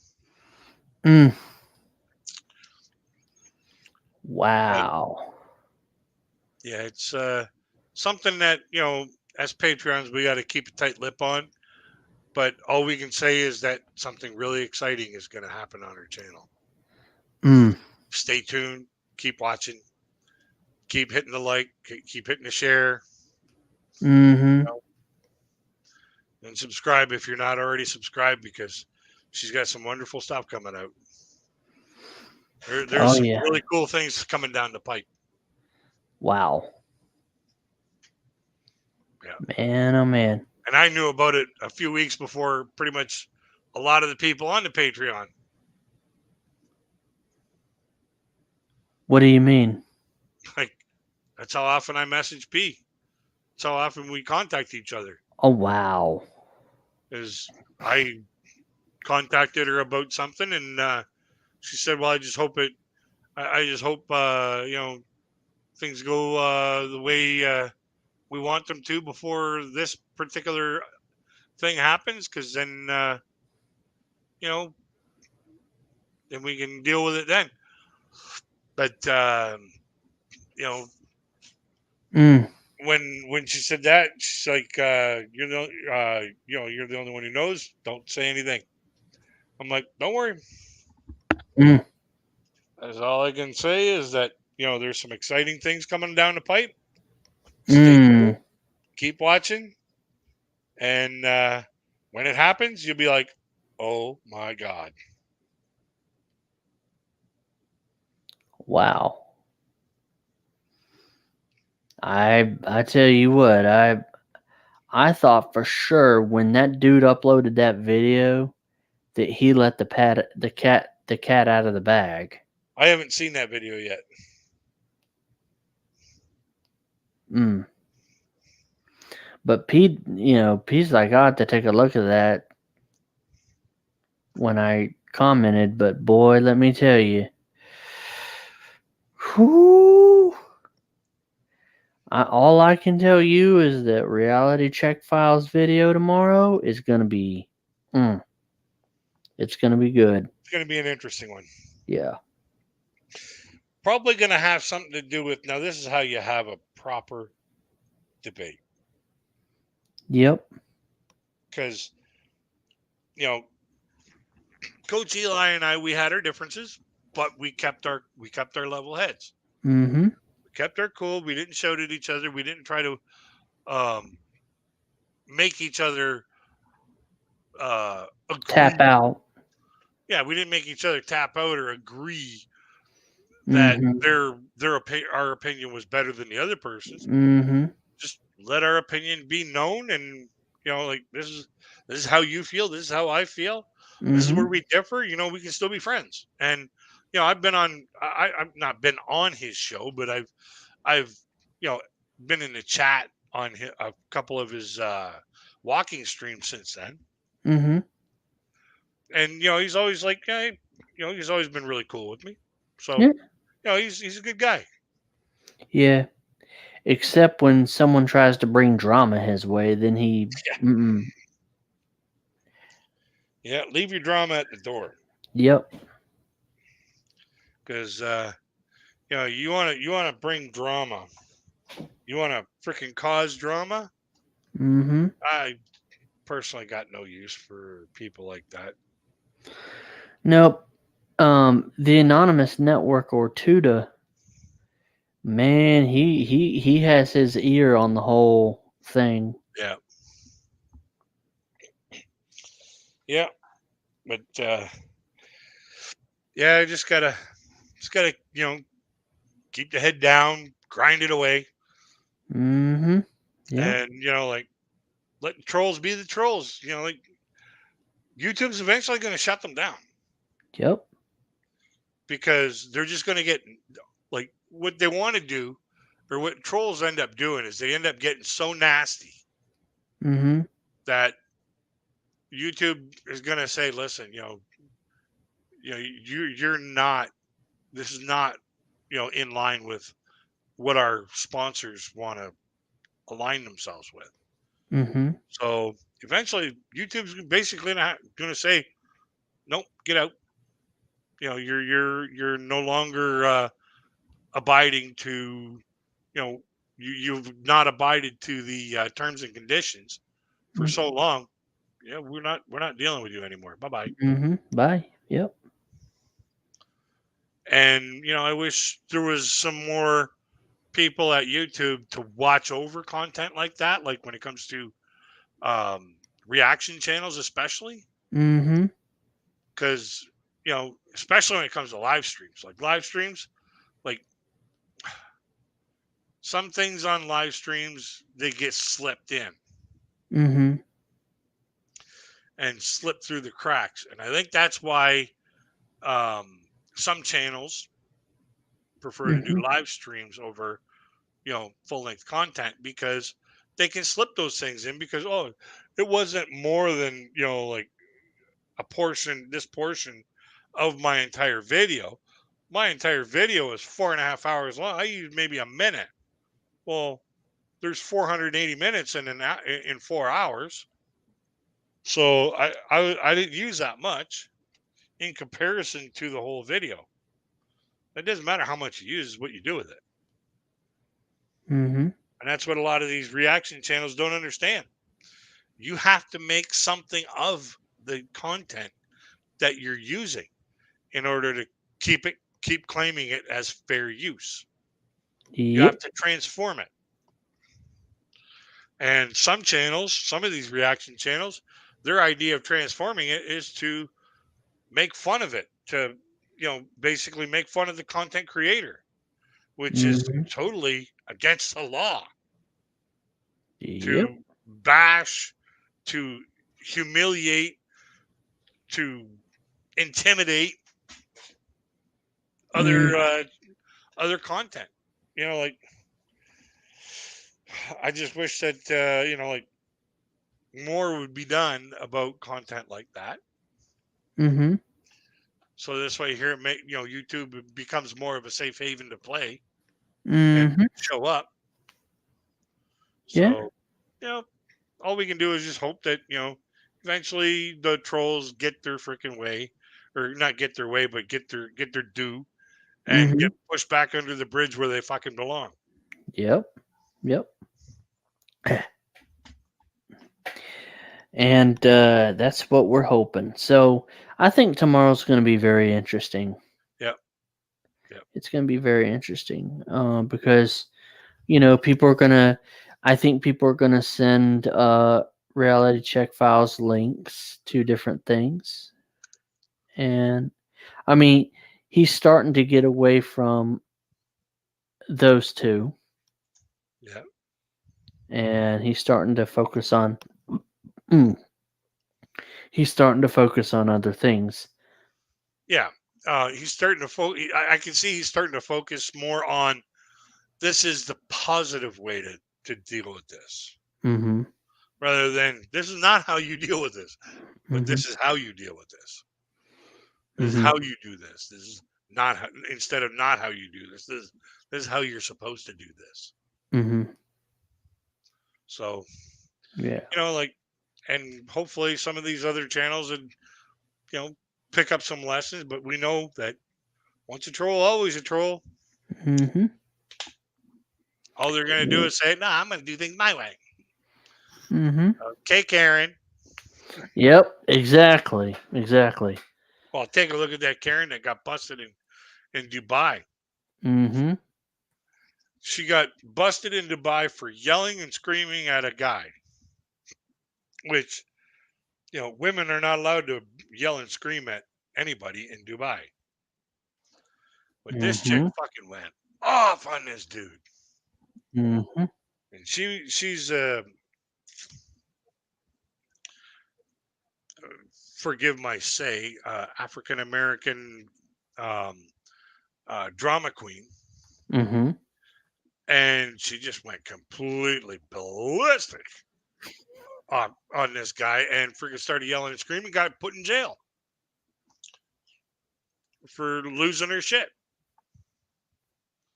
So, and her mom, like, oh, she's just a lovely woman, like, of course, the parents are, oh, they're always, there's nothing wrong with my child. Mm-hmm. But her friends are all like, this chick's fucking batshit crazy, Well, she has no business freaking going around the world. you're in a foreign country. It's like what we said before. You're in a foreign country. at least know some of the laws. know some of the laws, and So then you know if you're breaking any of the laws and be put in jail. yeah, Like well, the last especially thing in, you want to do is be put in jail. Like, and they're trying to get the U.S. Embassy to uh-huh. intervene and get this lady out of jail.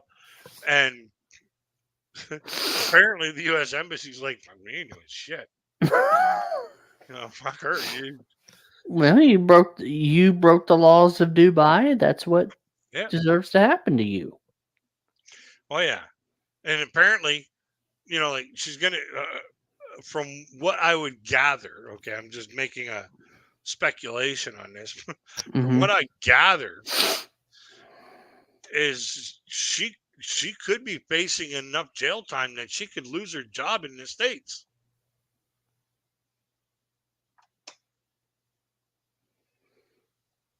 Oh well, Yeah, that's yeah. what happens when it's just like what we discussed before. When you don't When you go break. to another country, you got to mind your P's and Q's, not the other Mm-hmm. way around. Mm-hmm. You got to be the most polite person on the street. Yep. You can't just go over there with a freaking attitude. Well, it's Like, just like oh, you got to bow to me because I make more money than you. yeah, well, it's just like my history teacher said. These people think they can go over to these foreign countries. Oh, I'm American. I can do whatever I want to. No. Once you leave that water's edge and you land in that country, you are under their jurisdiction. Yep. You are under their laws. Mm-hmm. And it's just like what you said. If you go to the Philippines and you don't like the Philippines, there is a plane leaving the Philippines, Mr. American, every single day. Well, it could be Mr. American, Mr. Canadian, Mr. Indian, Whoever. And you can be on one of them. If any person, Exactly. regardless of where you're originally from, Mm-hmm. goes to another country, regardless of what country that is, Mm-hmm. you have to abide by their laws, customs. Mm-hmm. You have to respect that other country. Exactly. If you don't respect that other country, if you don't like what you see in that other country, there's a plane that leaves every day. Get on it. Get out of there. Yeah. Because you're not going to enjoy your stay. Mm-hmm. And it's just like some of these dumbass expats, and excuse my French, and they'll sit there and complain. Oh, I don't like this about the Philippines. Oh, Leave. Leave. Get out. Go back to America. Yeah. If you don't like the Philippines so much, why did you go over there in the first place? Do exactly what P says.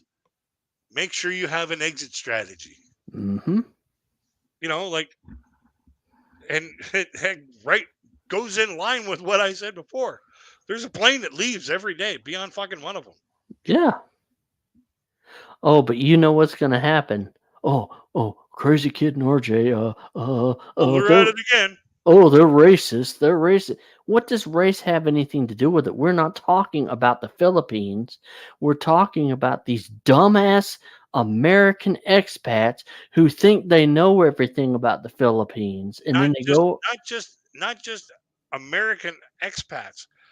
I'm talking about any traveler from any location. Right. Going to any other location and saying they don't like it. Yeah. Well, there's a fucking solution here. Leave. Yeah. Go back home. Or like that dumbass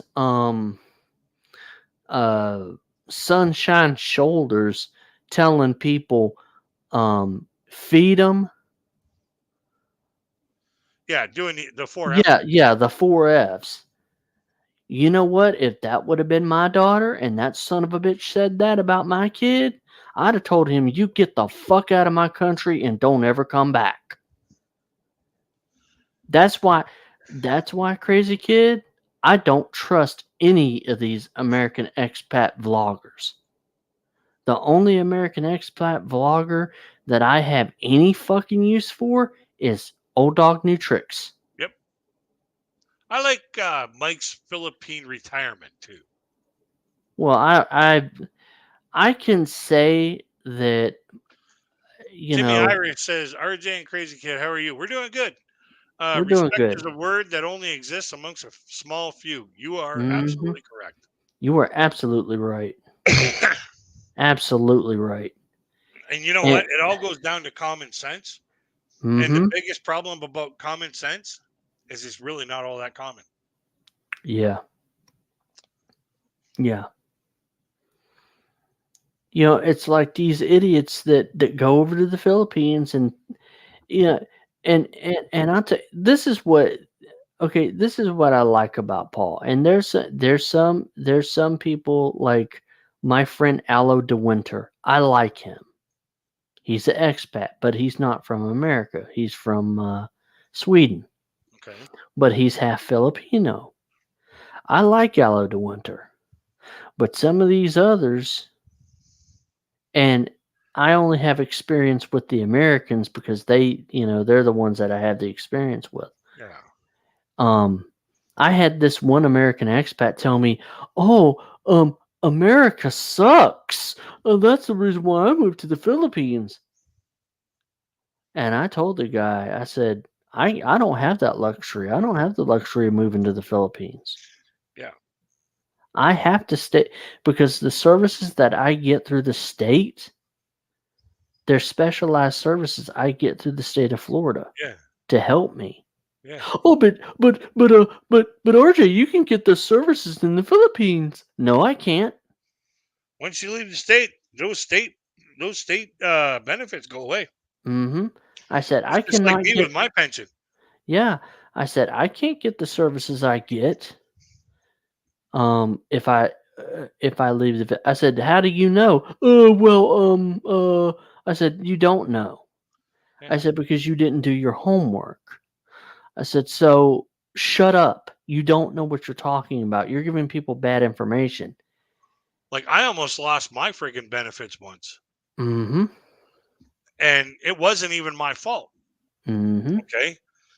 I was down in Border City Mm-hmm. nearby, Yeah. and I went to my goddaughter's graduation Mm-hmm. services. Okay. And I spent the night there. And then in the morning, we had to go do a medical thing for my uncle. And Mm-hmm. um, we had to get this camera that she bought in Canada registered to go across the border because she wanted to take it to her trip to Florida. Oh yeah, you told me about this already. And when we got close to the border, we got cut off by a transport onto bridge property. Mm-hmm. Okay. And since you're on bridge property, there's three things you can't do. You cannot get out of the vehicle. Mm-hmm. If you get out of the vehicle, you're going to jail right away.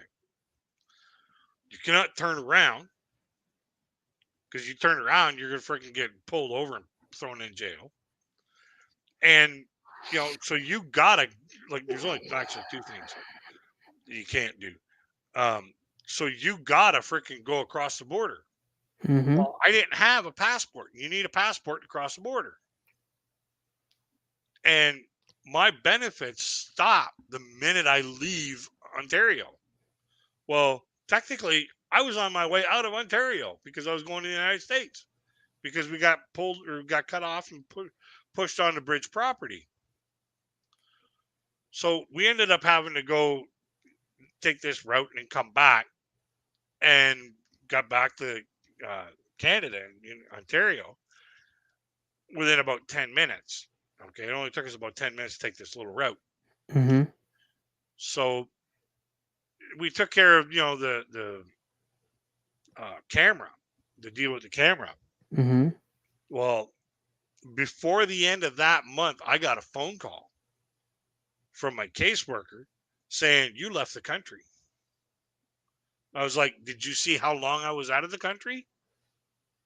And he was like, "Yeah, it was like 10 minutes. I was like, "Exactly." And I told him the story. He goes, "Oh, okay." He says, "Yeah, it was total accident." I said, "Yeah, we were avoiding an accident." That's why we ended up being on bridge property and having to go across and come back. So, but we weren't going. I wasn't going across the border for nothing. I didn't want to go across the border. So, but when you're on bridge property, like when you're on border property, you gotta cross. If you don't, you're gonna end up in jail. So, like I had to risk my freaking pension Yeah. to, like not go to jail. Well, and see, and what people don't realize is P has even said she used to work. She used to work as a whatchamacallit, because she knows all about American Medicaid and stuff like that. Yeah. And she said, and I even asked her, I said, what are the, she said, RJ, if you left the United States to come over here, if you're gone for more than a certain period of time, you lose that Medicaid. Yep. And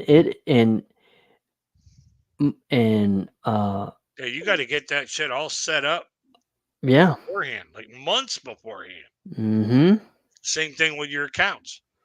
Like Yep. you don't just freaking drop everything and fuck off. Mm-hmm. You got to get shit set up. Well, and see, and that's the thing. A lot of and I'm trying to explain this to this guy, and I'm like, dude, you don't understand. I can't just up and leave. Yeah. Because as much as I'd like to. Well, I can't just up and just move somewhere. No. Because I'm established here, for one thing. For two, I have services that only Florida offers. I can't get these services in the Philippines. Yeah. Even if I wanted to go, to the Philippines, I couldn't do it. Yeah. And do you know how many Filipinos have told me, RJ, it would not be a good idea for you to come or to go to the Philippines because with your condition, it would be too dangerous. Yep. Because it's hot. Because, like, I don't even go to baseball games anymore because, especially during the day, like at nighttime, it's okay. But if it's during the day and it's during the summer and I'm out in the sun for too long, I could have a seizure. Yeah. And that's another thing too. Yeah, you'd be cooped up inside. Mm-hmm. In the Philippines. I would be cooped up inside. And being in your house. Yeah. And not only that, why would I want to go to a foreign country if I can't enjoy it? Yeah. Like Italy, I could do Italy. But the Philippines, it's hot. It's hotter than here, at least. But I mean, constantly freaking at least like 75, 80 degrees. Oh yeah.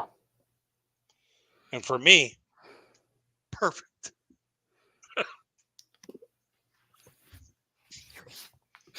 For me, that would be like perfect.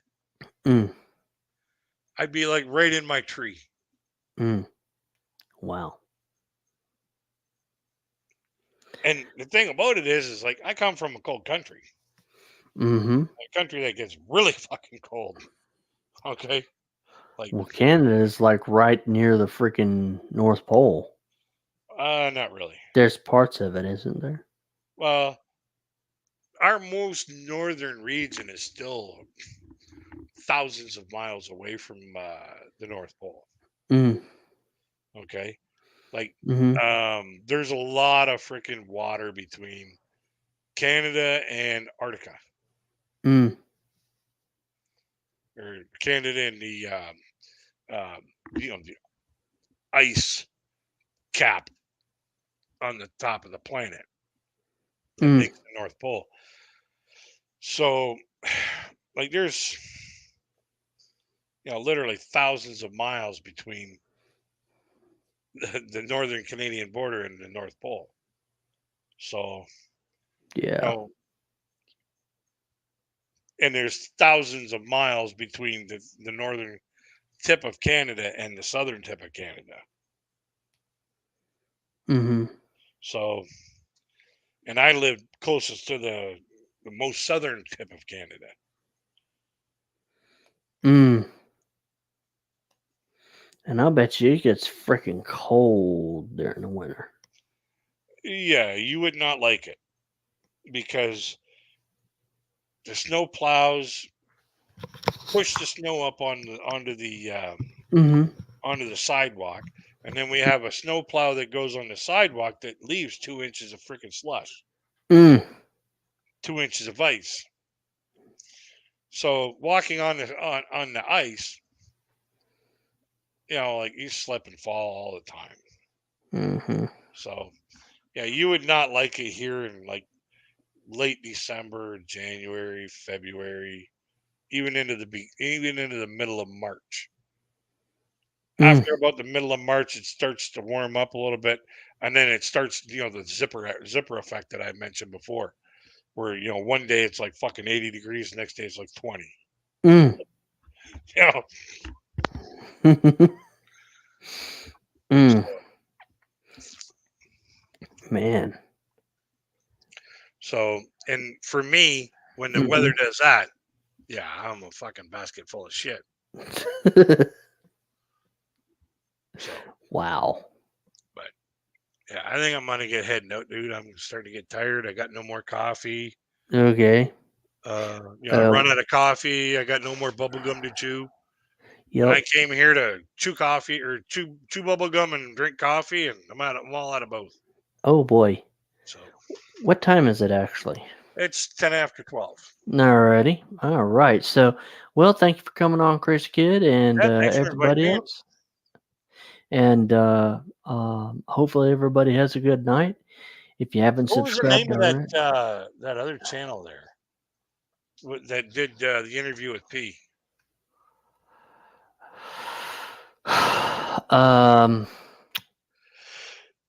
Sam Lamb, LAMB. Okay. Alrighty, well, guys. Anyway, thank you for watching. And if you like the content, please like, share, and subscribe. Hit that bell for notifications. That way you know when I go live or when I upload a pre-recorded video. And I'll talk to y'all later.